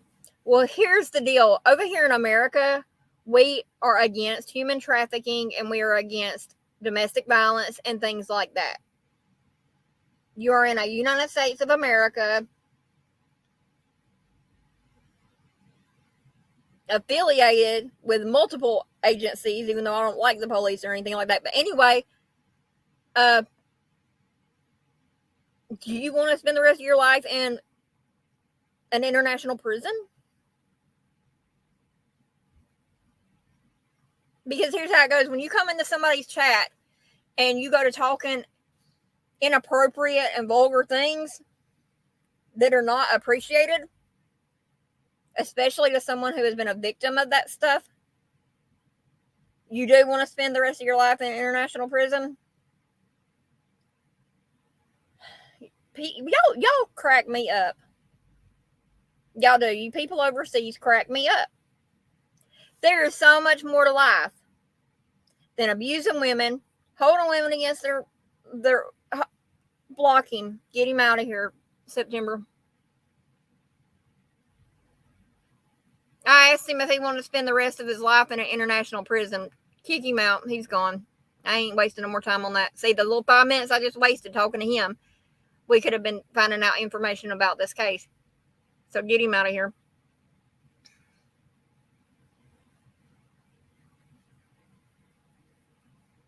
Motherfuckers like that disgust me.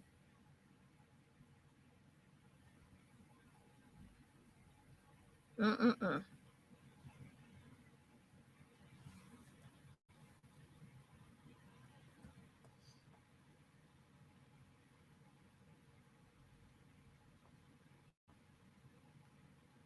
He's gone.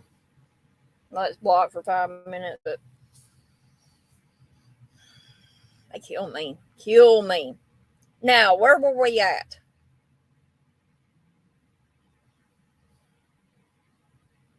I mean, there's so much more to life, y'all.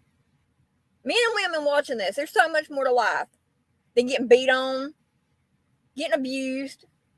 And if you're a victim of something like that, please reach out. So many people every day of their lives hold traumas in because they fear that no one will believe them.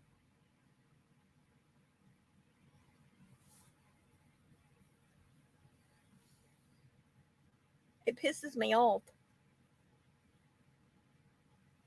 because I know what it's like to feel like you're not good enough, or did you time him out? Or I timed him out and blocked him, but it's only saying 5 minutes. But anyway, there's so much more to life.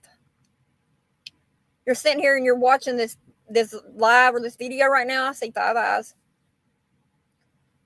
But if you're sitting here watching this right now, I want you to know that you're watching a survivor. Everything cruel that could be done to someone, raped, sexually molested, abused, domestic violence. I've had more hits to the head than Cooter got Oates. Or Carter got Oates, however it goes. I should be dead. I've been cut with wire snips on my face, right here on both sides. Scar right there. See that? That scar right there? From a pair of wire snips. Idiot was trying to make me look like Harley Quinn, is what he said.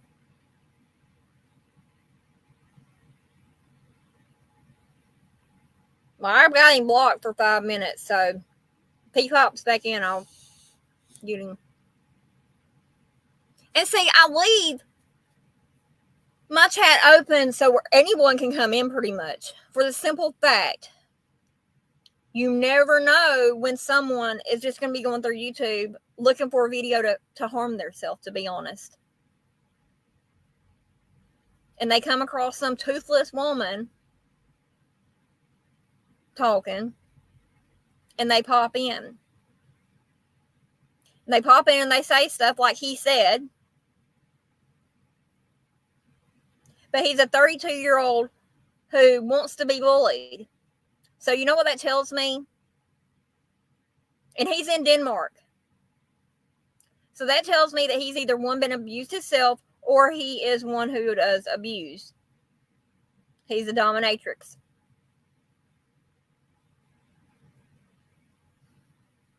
And it's sad. Very sad. And if anybody's watching this and you're a guy, I don't even like sex anymore. That's how bad life has treated me. That's why I live alone with my cat. I left my husband last year.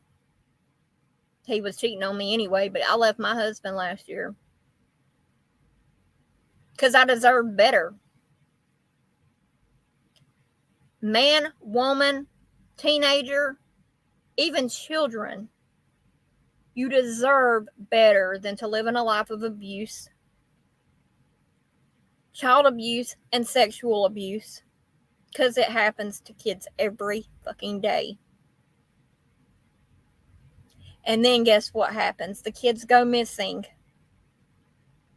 Then everybody in the world gets on board with the missing kids case because that's all we want to do is we want to find these kids. Months go by, years go by, we still don't have the kid. Been 20 months, little Summer's been gone.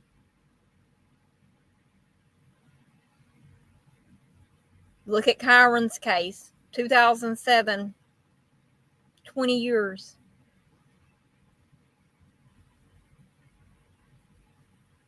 And it's really sad because I've been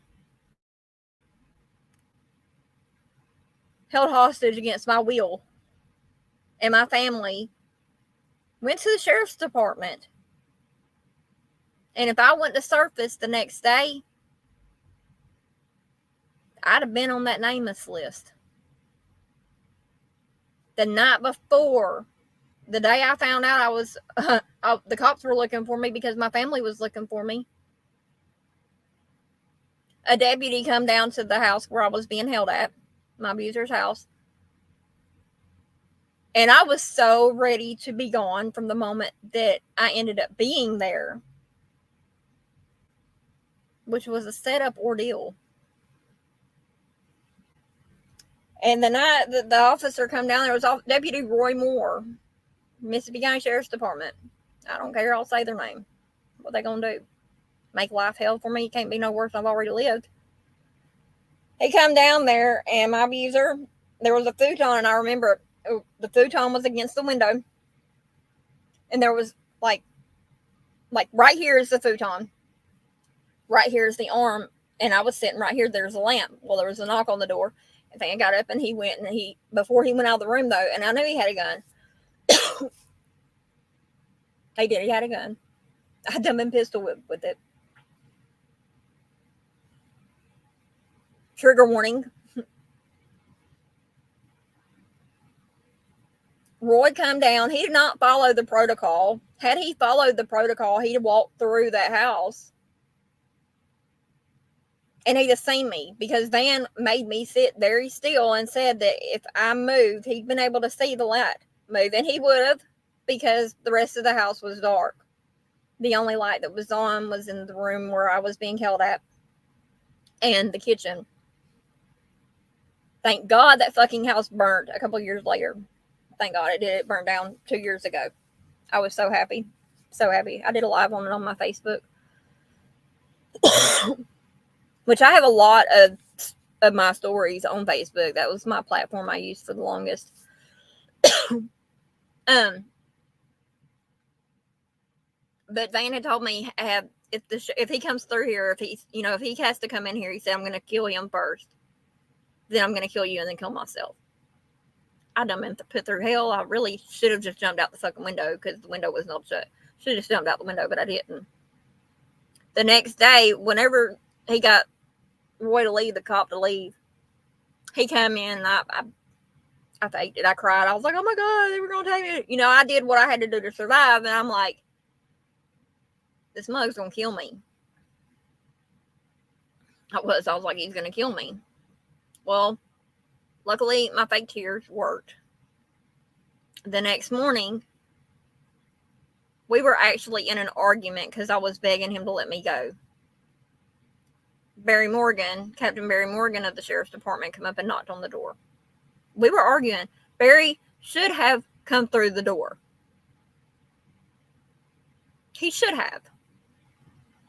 But this is the same Captain Morgan who previously that year in July 4th to be exact, I had escaped from Van and run down the road to a friend of mine's house to get away from him. Nothing but my clothes on my back and the shoes on my feet.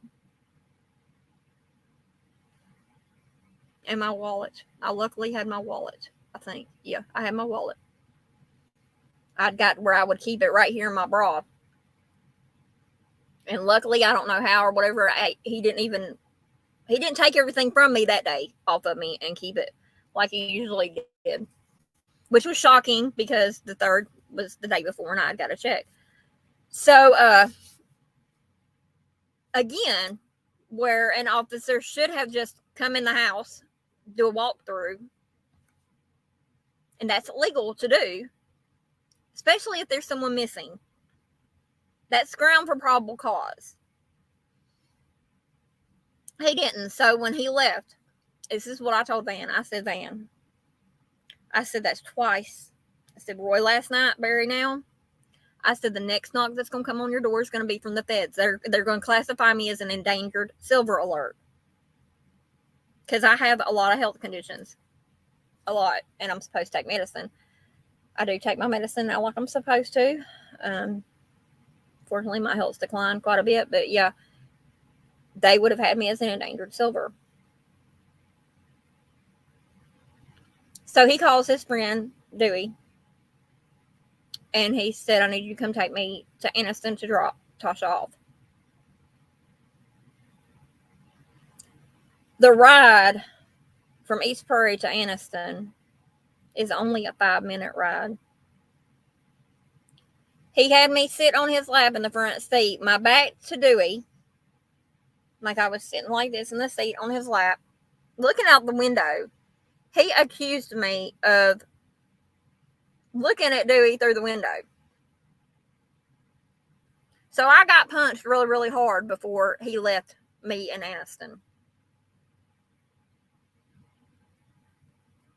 I had to call, he said, I want you to call the sheriff's department before I leave, though. So I'm sitting there and I'm gasping for air as it is because I'd been punched. And I called the sheriff's department and I was like, hey, this is Tasha. I was told to contact y'all or whatever. And this is how unfortunate cases go. Because they said, well, we need to lay eyes on you. I said, well, I have no way to get there. I said, I can walk. I said, but I was like, I don't think I need to walk. And they was like, well, how did you get there? And I said, well, Van dropped me off. He's where I've been and he dropped me off. And they was trying to ask me a whole lot of questions. So I was like, look, y'all need to see me or what? I got to go. I did it like that. Luckily, I had an extra phone in my bag that was charged. I always tried to make sure I had 2 phones on me at all times. Well, this phone was hid in my bag and he didn't know it.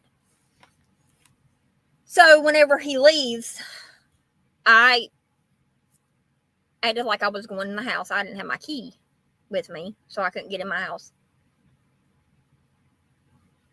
I remember I grabbed my bags and I ran around to the back of the house. And I ducked down because knowing Van, he would have stuck around without me.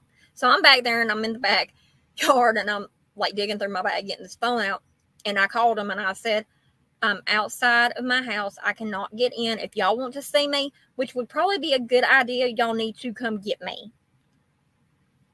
I called my sister, who I don't talk to anymore now. That's a long story, but she had my daughter. I had not talked to my daughter in 3 years. She gave up on me. For real. She gave up on me. It was bad.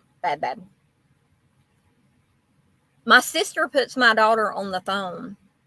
It was a video call. I lost it. My daughter lost it, but it took. I sat outside and it was cold. It was January of 2020. So it was 19. I went December 21st, 2019 is when I went missing. So January 14th is whenever he brought me back to Anniston. So see, I'd missed Christmas, I'd missed New Year's, everything. And my family's like, this is not like her. On my Facebook page, I found them where my best friend here where I live, who is my sister, she is my sister for real. She had posted pictures. If anybody has seen Natasha, please get a hold of us. We haven't heard from her. So I know what it's like to go through that ordeal. And whenever my cousin ended up having to come get me, her and my other cousin, they come and got me. They took me up to the sheriff's department. When I walked in that sheriff's department, I said, where the hell is Britton Farrell? Ma'am, who are you? I said, I'm Natasha McMillan, the one Van Owens has had held hostage. Oh, I was pissed off. Pissed. And this was a year before Maddie. It's a year before Maddie, and it was exactly, let's see, 21st, 2 days after my nephew had been found that I helped look for. So there it was in 1 month, less than a month apart from each other. I had to help locate someone who I loved, who was part of my family, and I was also a statistic, basically. Well, Britton never did show up, but oh boy, Roy did. And when I seen Roy, I said, you about a sorry motherfucker. And he's, the deputy sheriff. He said, excuse me? I said, I was in that damn house last night. I said, I'm not even going to go into all the details and all the hell that I went through from the time you left until now. I said, but y'all are on some fucking bullshit. And he's looking at me all crazy. And I said, what? I'm a victim here. And that's what I told him. I said, I'm a victim of some horrific shit. And this damn sheriff's department ain't done nothing to help me at all. I mean, nothing at all. Even the prosecuting attorney in that county would not even file an arrest warrant because he was getting blackmailed by the son of a bitch.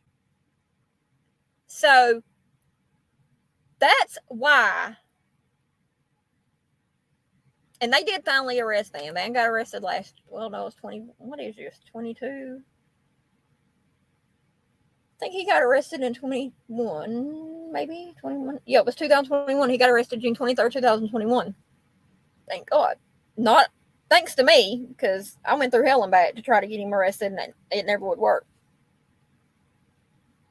And I mean, I still got grounds for a lawsuit against that county, and I'm probably going to use them before long because of the fact that what they did was wrong, and I'm not going to stand for it.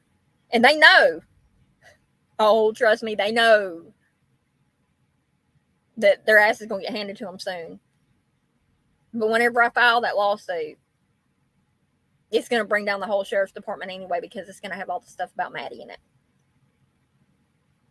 And the corrupt shit. So,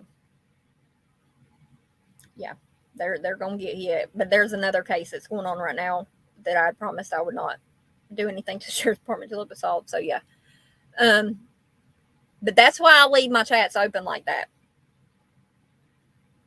It's because you never know when a victim of some unfortunate circumstance is going to come through. You never know. And see, I held all this shit in really, for real.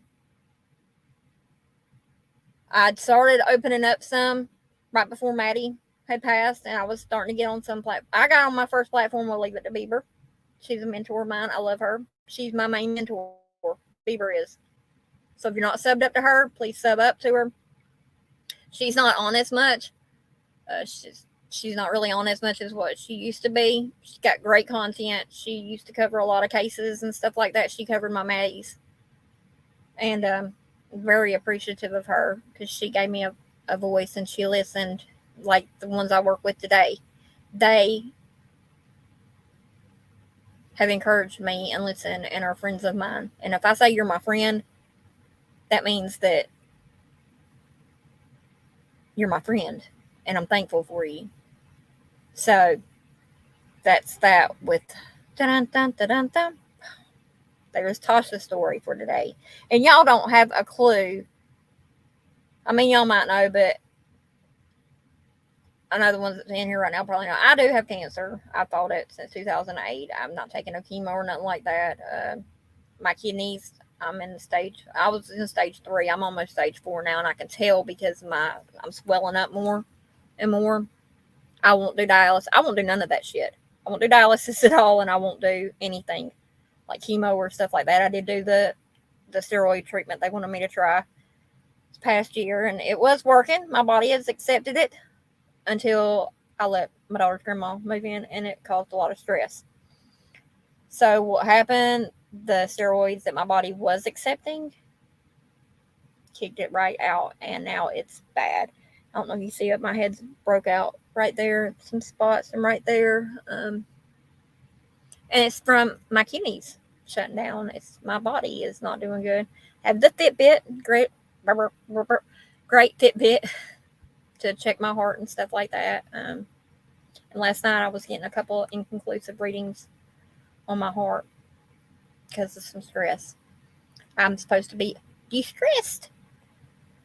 It doesn't work all the time. So and whenever I'm working a case or whatever, and like these cold cases, I mean, they're independent, basically. You can do them on your own because you're the one that's going to submit the tips to authorities to hopefully solve a case. I mean, I'll tell you right now, in the Idaho 4, I did submit tips. Everybody's like, I wouldn't. No, talking about 4chan and this and that. Why not? Are you scared somebody's going to put something on your computer? Well, guess what? There's ways you can fix that if they do. Called a whole wipe. And it's not easy to do, but yeah, you can get your computer cleared. And it's going to be fine. You might lose a couple files, but hey, it's not your life. You're not going to end up like that person that we're looking for. We're trying to solve their case. So yeah, I don't like law enforcement. I do not like the way they are sometimes, but I do back the blue when the blue deserves to be backed. And by that, saying that, I mean, I give respect where respect is given. So, intermission time. No, I'm joking. I believe that we were going to look at this stuff here, right? Am I right, y'all? Am I right? Hold on. Yep. Yeah, the boys on the tracks come forward. So let me get over here to where we were at. Please, if anybody's struggling, come in and have a talk. But if you get out of hand, you're gone. Out the door. All right, so back to what we were talking about. And again, I thank you all that are here with me in the chat. I know we only have 4 right now, and probably 2 of those are me. So thank you to whoever's in here besides September. And what we have here is boys on the track, witness comes forward. So I will add details for those who don't know the case below, which we really don't. So it says, shortly after midnight on August 23rd, 1987, teenagers Kevin Ives and Don Henry set out to go night hunting in the wooded area near Don's home in Bryant, Arkansas. 4 hours later, they were discovered spread out over... Oh, okay. See, I love cases. They were spread out over the railroad tracks near their home with a green tarp covering. So somebody put a tarp over them, right? The engineer that noticed them was unable to stop his train in time to prevent running over them. He later rationalized that due to the noise of his oncoming train, that the boys had to have been dead in position on the tracks. Well, yeah, that's the first key right there. So let me grab what you got to have when you're doing a case. You got to have a notebook, a handy dandy notebook. I'm looking into some companies that will send free samples out to businesses and things like that. So whenever I do find that company, or there's a couple I've worked with before in the past, once I get a hold of them or whatever, and I get the things I need, I'll need y'all's address because I'm going to get little notebooks, little handy dandy, kind of like Blue's Clues. Got to break out your pad. Yeah. So what you'll do is you'll write the name of the case at the top, which is Kevin Ives / Don Henry.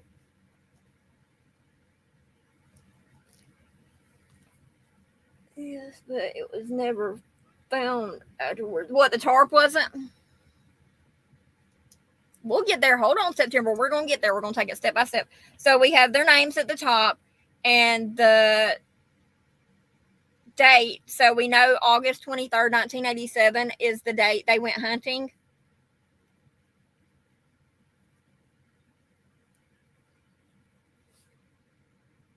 We're going to put night hunting.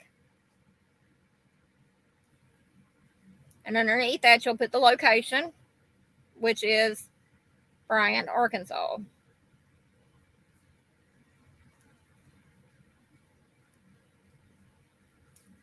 Okay. So 4 hours later, so shortly after midnight, they set out. So we're going to say, did it say what time? Does it ever say anywhere what time the train ran? September?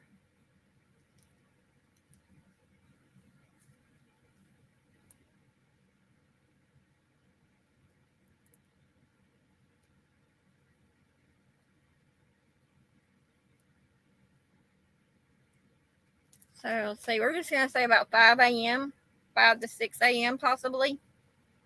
So 4 hours later, so 1, 2, 3, 4. So we're going to put somewhere between 4 to 5 a.m. train runs over boys. So you got the time and then what caused it. So the train ran over the boys, and then what you'll do is you'll take and what we're doing right now is we're establishing a timeline. I'm sure there is already one established somewhere, but since this is me just starting on it, yeah, it does because they are on a certain schedule. Okay. Let's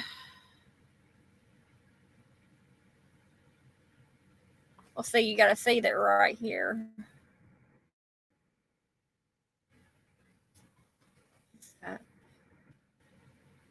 So what I do when I'm reading them is I'll just go through and I'll take the notes like as they're on here or whatever. So we see that, somewhere after midnight, shortly after midnight. So I'm going to put that in parentheses, shortly after 12 a.m. We've got that time. The train ran over them. The shape of the boys were they had a green tarp positioned.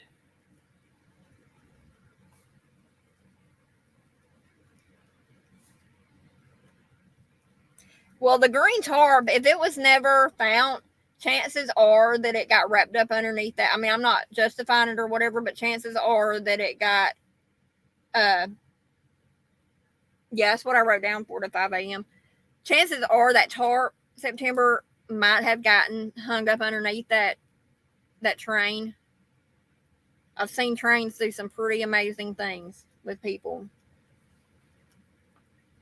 Do you remember the railroad company that operates the train? Was it BNS or BNF? Was it Pacific? Was it Union? I can't remember. One of my stepdads was. Green tarp.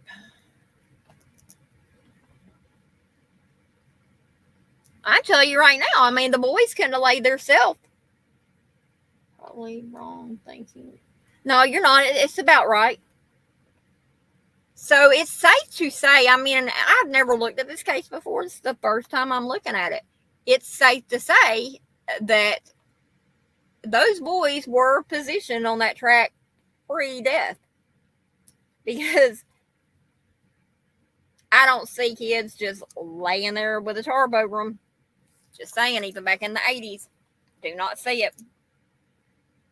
So he later rationalized that due to the noise of the incoming train that the boys had to have been dead. Well, yeah, the local police suspiciously rushed to a solution in the case. First, they claimed the green tarp covering the bodies did not exist. Then they judged based on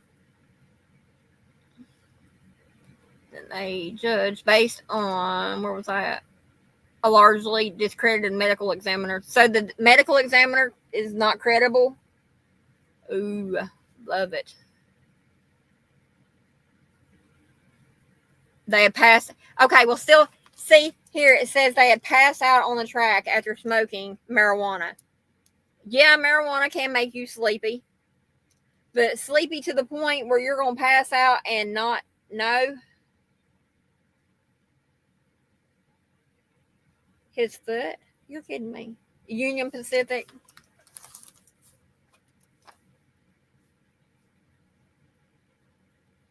I can do a search and find that out.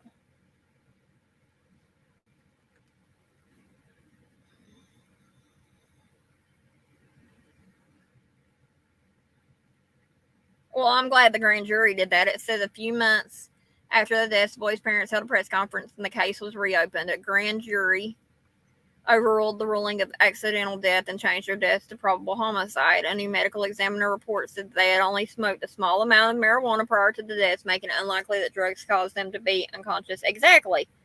Prosecutor Richard Garrett found that a similar case occurred in Ogden, Oklahoma, in which 2 young men were found lying on railroad tracks and ran over an 84 position almost identically to the boys. However, police have found no suspects in their deaths.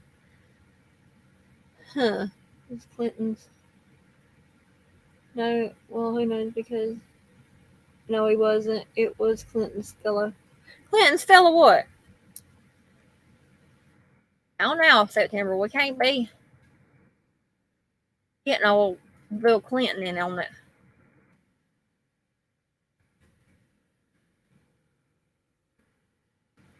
I was just looking at this real quick. And always, when you're doing these cases, always go through and look at the comments. Believe it or not, there are tons of key pieces of evidence in them comments, like with the Idaho 4 case. I'll tell you right now, when it comes down to it, watch and see. Those comments that people put on Reddit and stuff, that's why a lot of stuff's disappeared, is because of people smart and figuring shit out.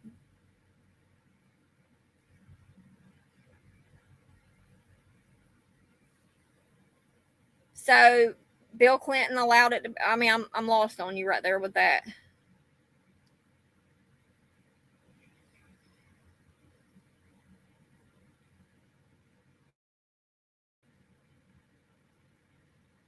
I love Reddit now. I used to would not comment or nothing. I was scared of it for real, but I'm not anymore.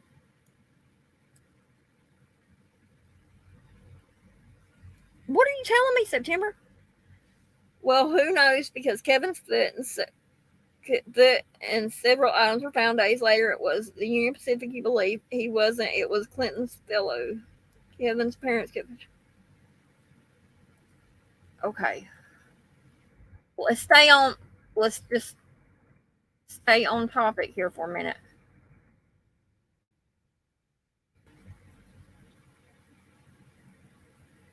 Okay. And see, the thing about these comments is you can get other links to help you dive into things to help you. Just continue. You're doing September, I'm gonna get you.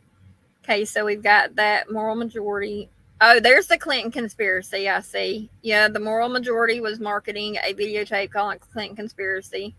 The CIA does not run clandestines or stuff like that within the U.S. borders. I do know that because I know somebody who was in the CIA who is, well, he's retired CIA. He lives in Colorado now. And whenever I first met him, I about died because I didn't know what he had done before. And he told me, and I was like, oh shit. Man, I was actually in active addiction then. And I'm like, oh fuck, I'm going to jail.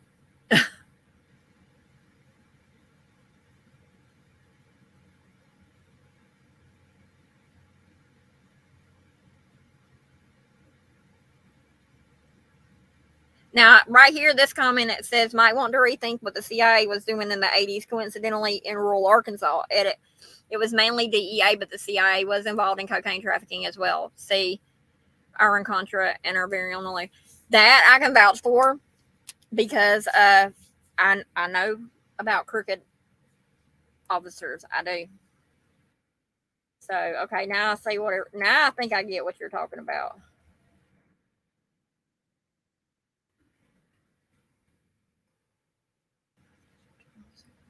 That's not far from Little Rock. Do you know that you can look up online and see which state has the most serial killers and how many they're presumed to still be roaming?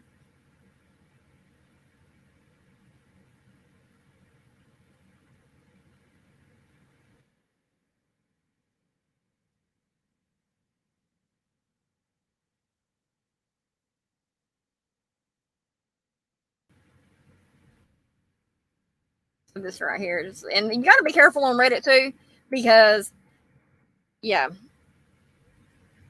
This one right here is 5 years ago, so I'm having trouble finding much more than his tombstone and some websites that go full on Clinton conspiracy. Here's a link about Raymond Albright, another guy, the same medical examiner, ruled a suicide. He shot himself 5 times. The internet scrubbed of any old newspaper entries on these kind is kind of odd. Would be nice if someone from that area went to the library and scanned relevant times.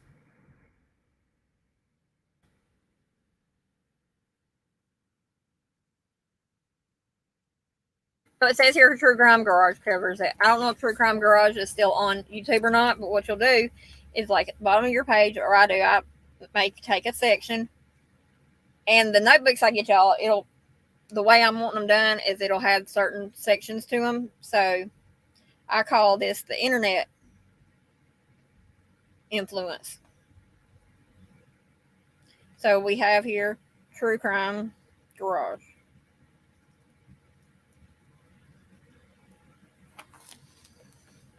Okay, so it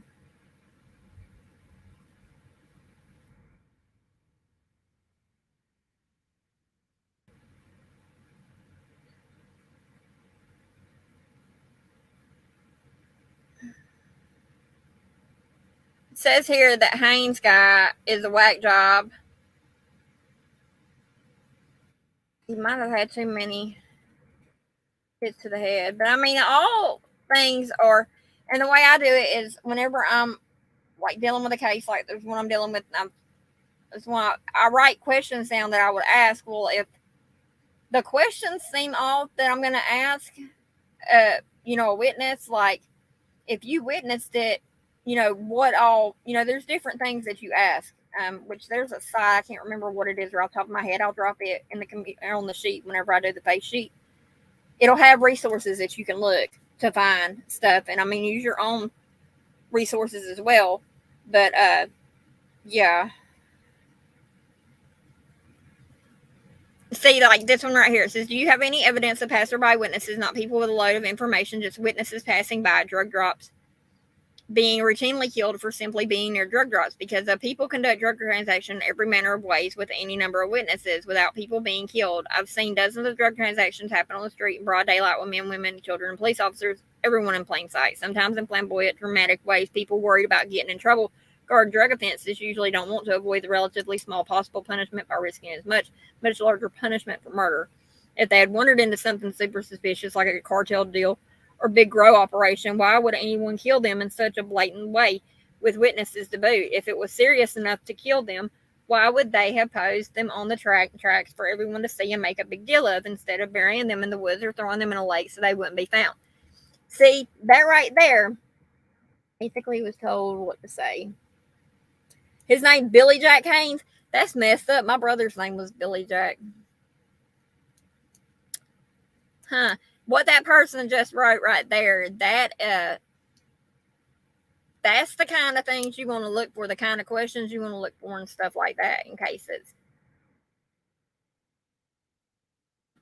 All right, this one says, can you share what the missing evidence is? Allegedly, there was drug running from Central America going through Mena, Arkansas at the time by the likes of Barry Seal. Who is Barry Seal? Is that the drug dude? And the boys came upon one of the drug drops the night they were killed. Two important characters are Dan Harmon and Fahmy Malik. Dan Harmon initially went to the families and offered to help, but in hindsight, the family feels he was misdirecting them and involving himself again to gain information. He became county prosecutor oh, wow. He was later convicted on drug charges, and witnesses would place him at the train tracks with the boys that night. The most popular theory in this case is that Harmon was running the drug trafficking operation in that county. The boys either randomly stumbled upon the drug drop that night or knew about the drop and went looking to steal some of the drugs and were killed by Harmon, his associates, and placed on the tracks to destroy the evidence. There have also been rumors that drugs had gone missing from the drug drops previously. Malik was the medical examiner who said the boys were passed out for marijuana, even though later autopsies should show a stab wound in one of the boys' ribs. Malik has also been involved in numerous other autopsies where he reached very controversial conclusions. Well, I'm going to tell you right now what happened. If them boys left to go night hunting, they stumbled across it. And they were killed because, they probably got hurt.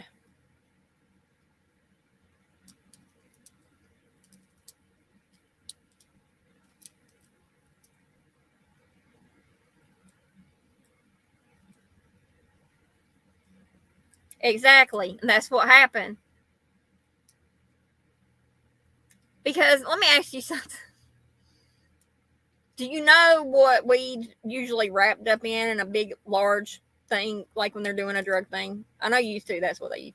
They would use a green tarp.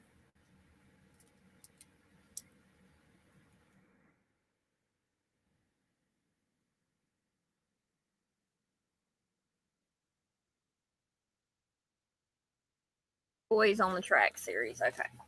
So here's what we're going to do for this week's case or this month's case. It's going to be the Boys on the Track.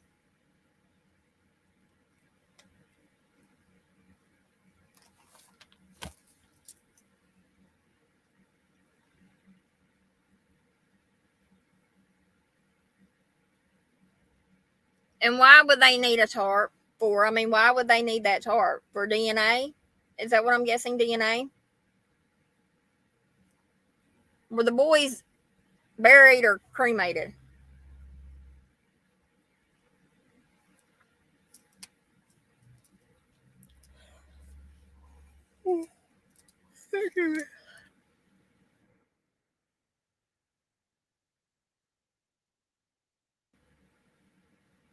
So is that the theory that it was a drug thing? Is Billy Haynes still alive? Because if he is, I'll pull him up on. I'll get him on panel.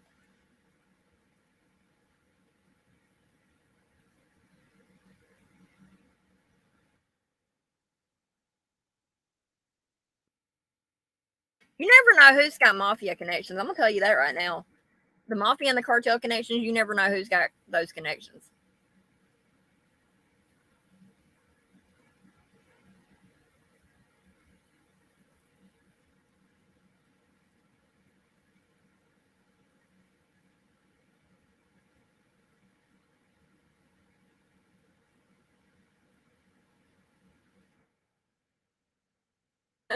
Somebody said brain damage.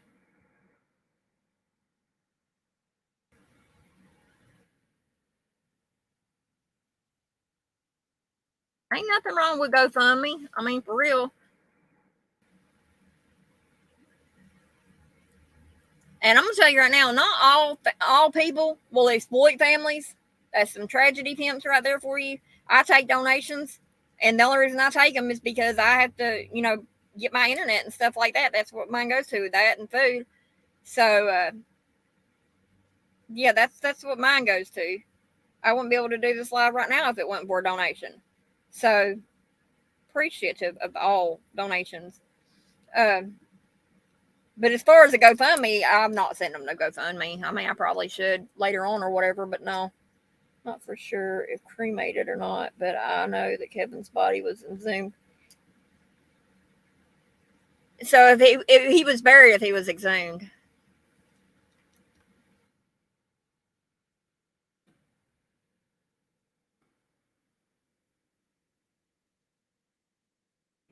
This was in 87. God, dog. I was only 8. I was 7 or 8 years old.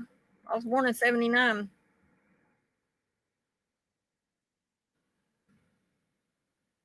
But I mean, I can and if you'll pay attention, 9 times out of 10 cases that are cold or go cold, it's one, they no longer have anyone alive to help fight for them, or it was a cover up and somebody's scared to say anything. I'm not scared to say shit, for real.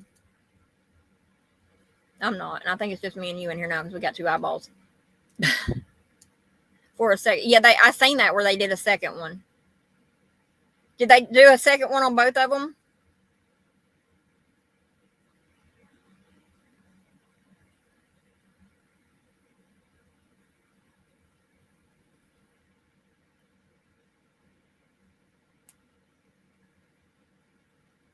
So his dad's still alive, though, right?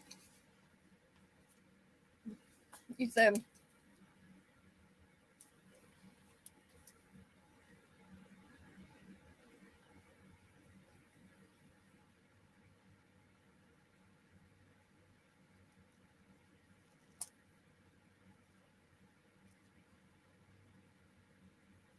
Hold on, let me say something here.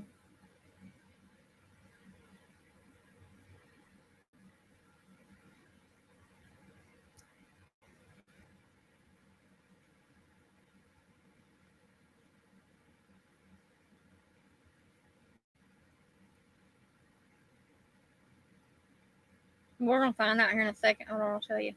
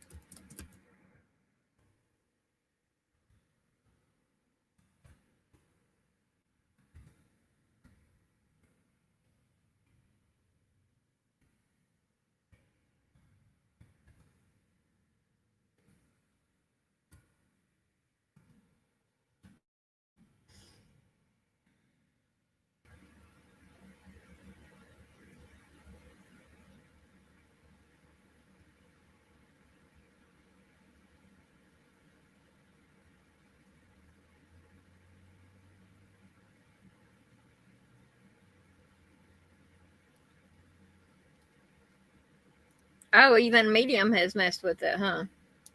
Larry Ives. What about Don? Do you know if any of his people are?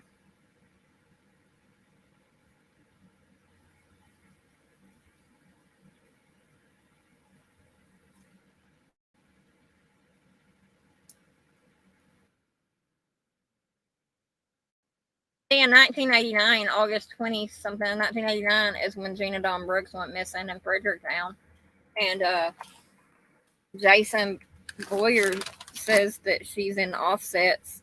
I'm gonna get that one scheduled whenever we do that case. I'm gonna get that one scheduled.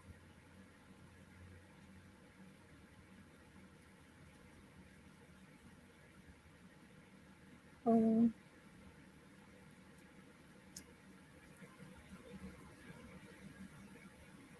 on a second. September, hold on.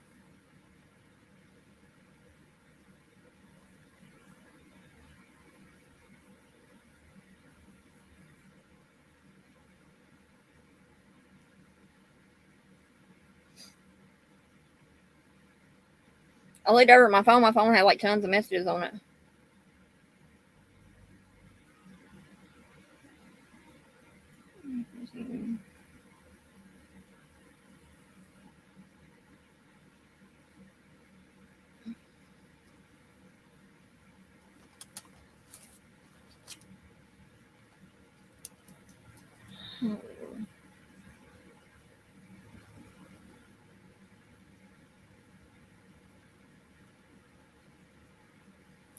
I'm currently doing a live on YouTube right now under the Boot Hill Sleuth. If you would like to come over and join me, I'm discussing a cold case that I'm going to be dropping in this chat here in a little while. Dang, boy. People is burning me up today for some reason. It's been like that for 2 or 3 days now.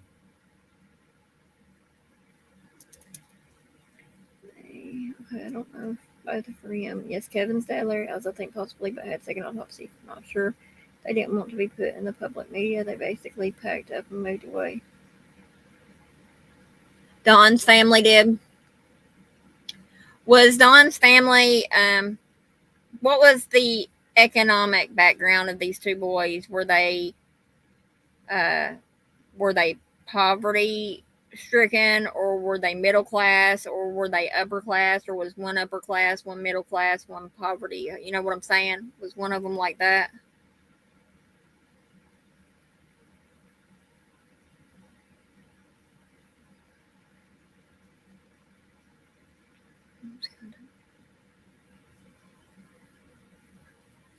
Yeah, it is heartbreaking.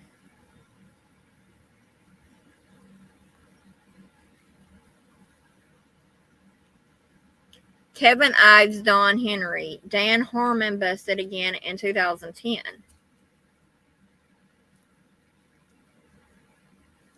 Dan Harmon. Where did I see that?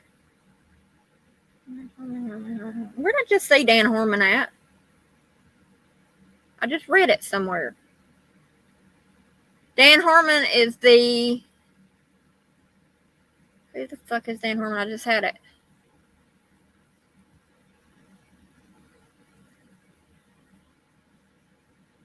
Hold on. I did. I just read it. See, that's why it's a key point to write stuff down when you're doing this, because you'll forget and snap a finger.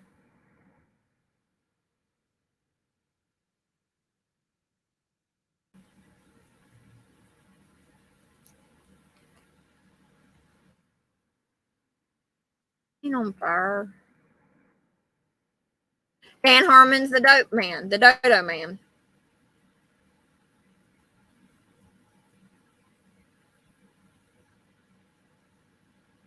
So you got, okay, we do have some political affiliations then, if that's what we're looking at. So let me write this down here about Dan Harmon. Dan Harmon is the dodo guy. And see, it says those are important characters, and I should have wrote them down a while ago.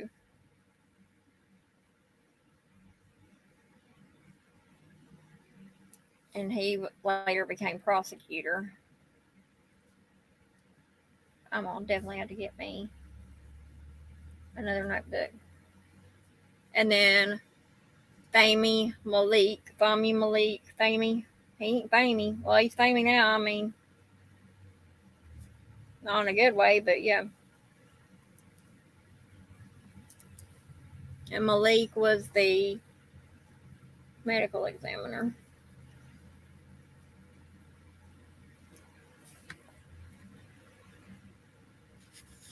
So you get where I'm saying though about I'll just look at it here in a little bit, but yeah.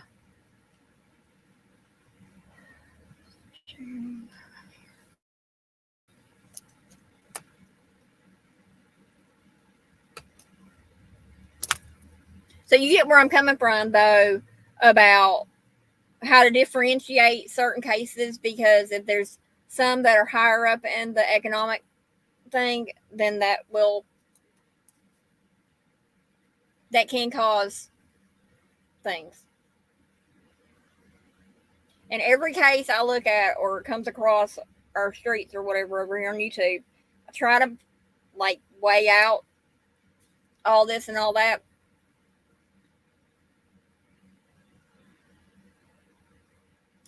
Almost every time, what I find out that I keep to myself is what's right. Sad ordeal, very sad ordeal. But we're going to do this case first. But I'm going to need y'all's help on it, because I mean, it's in September, you're going to be the main go-to for social media. I'm going to put you as main go-to on social media for questions. So, and you'll want to, yes, Messenger's okay, but I rely heavily on email for the simple fact, because a lot of email transfers that you do, exchanges with email, you have documents and stuff like that, and your email is actually a storage spot for that. That's in my email right now. I have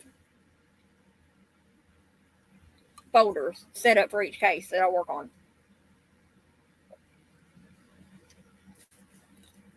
And my email that I use, the risenvoices@outlook.com, is actually, the name Risen Voices. The voices are not going to be silenced no more.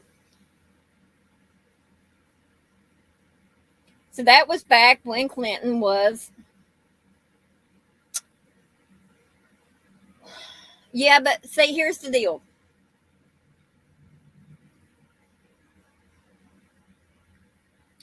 I don't see Clinton being involved in it unless, I can dig. Which would really, I'm going to tell you right now, if Clinton was involved in it, wouldn't nobody in that boy's family live to survive. I'm just stating political fact there.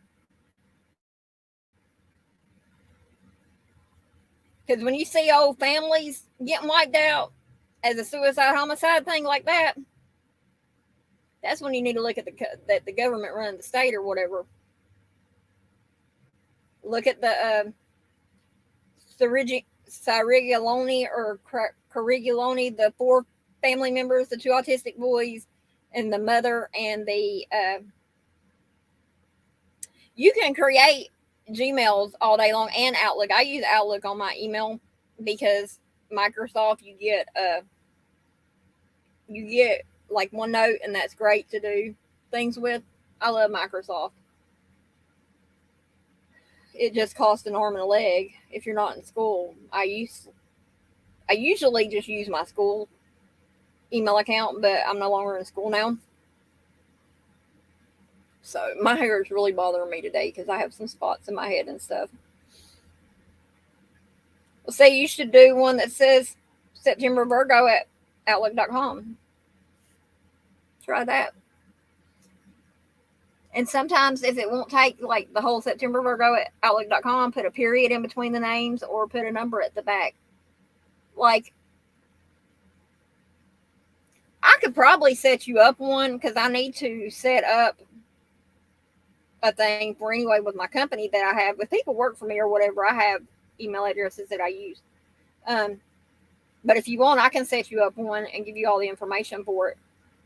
That way you'll have it, and then you can change your password or whatever if you want to, or whatever. I don't know. But I can set it up for you, or you can send me an email or something, and we can do it like that.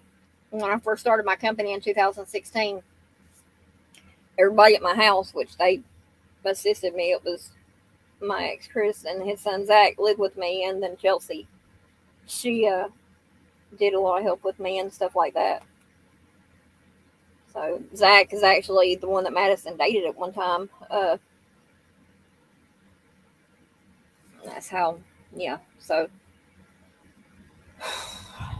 all right, my work day's done. I'm tired. It's 2:30. We've been online for 2:30. 2:34:55 is how long we've been online. It's took us that long to lay out the plan,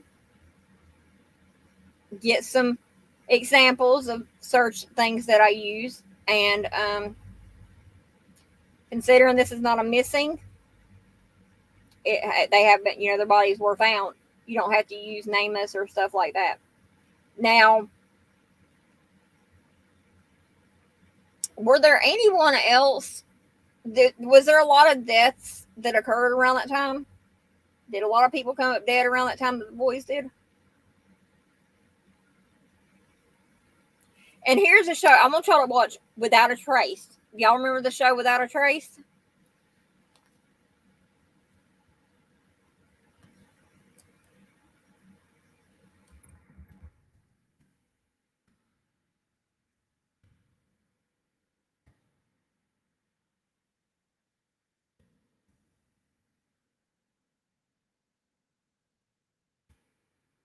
It's a TV series.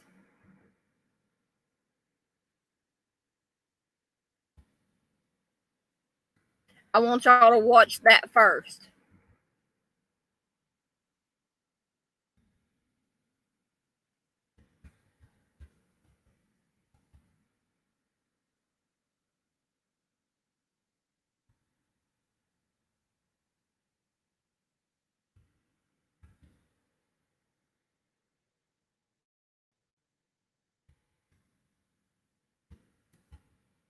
This is going to be your first question, your first quiz, too, on this.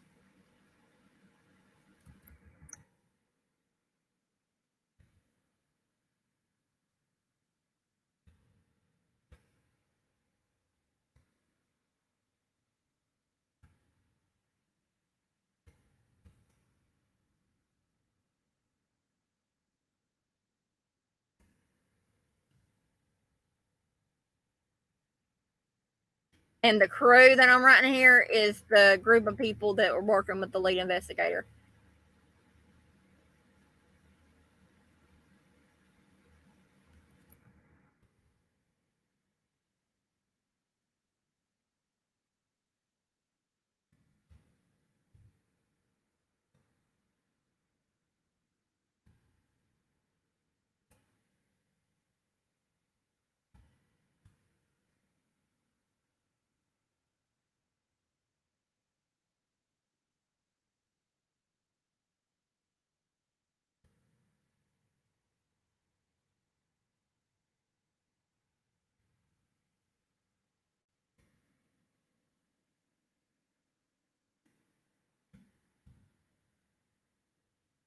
I can type.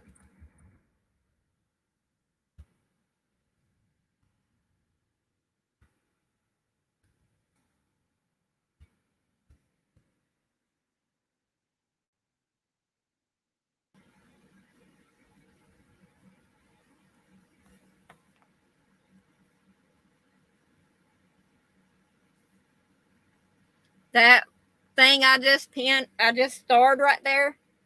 Governor Jay, Governor, I didn't say him per se, do the actual act, but because he was who he was and things. Oh, I understand what you're saying. That comment I just starred right there, that's important. That's going to be, I'm going to save it actually, as a matter of fact. And it is, I can't do that yet because I'll be putting time out myself.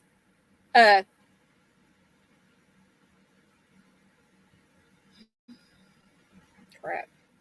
It's a 2-part.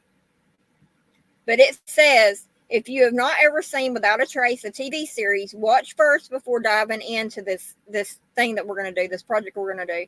Season 1, episode 1. I want you to watch it and tell me, because, you know, every case has an investigator.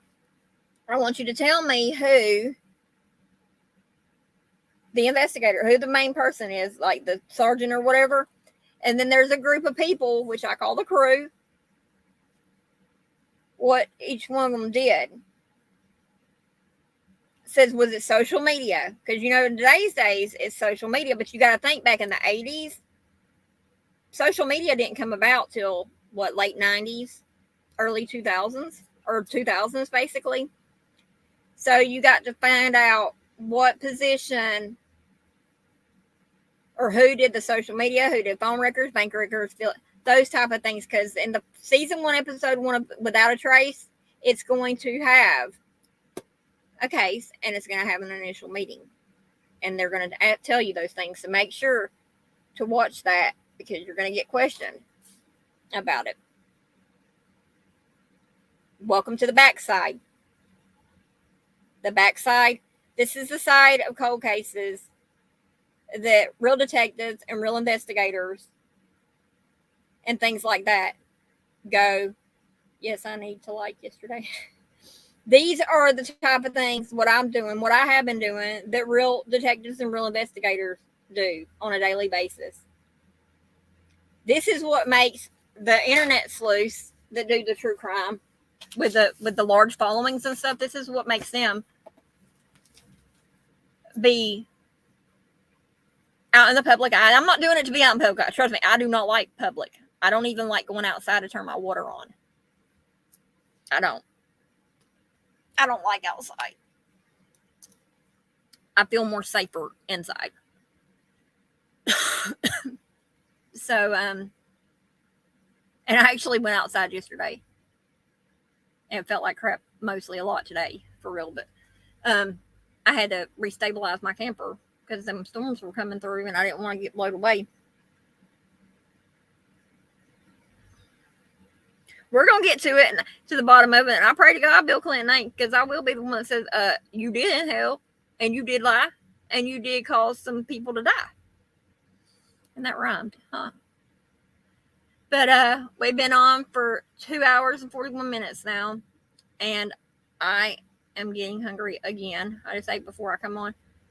But I'm hungry again. So I'm going to get off of here and be paying attention to the community tab. Dolly Bear, I know you're going to watch the replay when you see this. We missed you. And we had a troll. The guy's feelings hurt. He got abused all right. He got sent gone. So, yeah. And I've had a lot of people, be like, well, just looking at me or whatever, they're like, well, what is her story? What's up with her? Where'd she come from? I come from the shadows. I come from the shadows. Tired of being quiet. People need to talk. People need to open up. People need to get their traumas out. And from someone who's been through a lot of trauma and has experienced a lot of stuff and lost a lot of people to different things, answers need to be sought and answered. Questions need to be sought, or the questions sought need to be answered. Let me rephrase that. So I'm gonna take my little detective butt off of here, and I love y'all, every one of y'all. I seen we have 201 subscribers. I would not be there without y'all. Thank you so very much, very much appreciated. Please share me out. Hoping that the more cases we can eventually cover, then the more families we can help answer. Because, I mean, you got to think on the streets here, we've got a whole bunch of people that are dealing with these cases. So that's why, you know, tips get submitted. And, you know, the more we share cases out, then the more exposure the cases are going to get, and the more that they're going to get solved. So I love y'all, and I'm going to get off of here, and y'all have a great night. And thank you for being here. And welcome to the backside.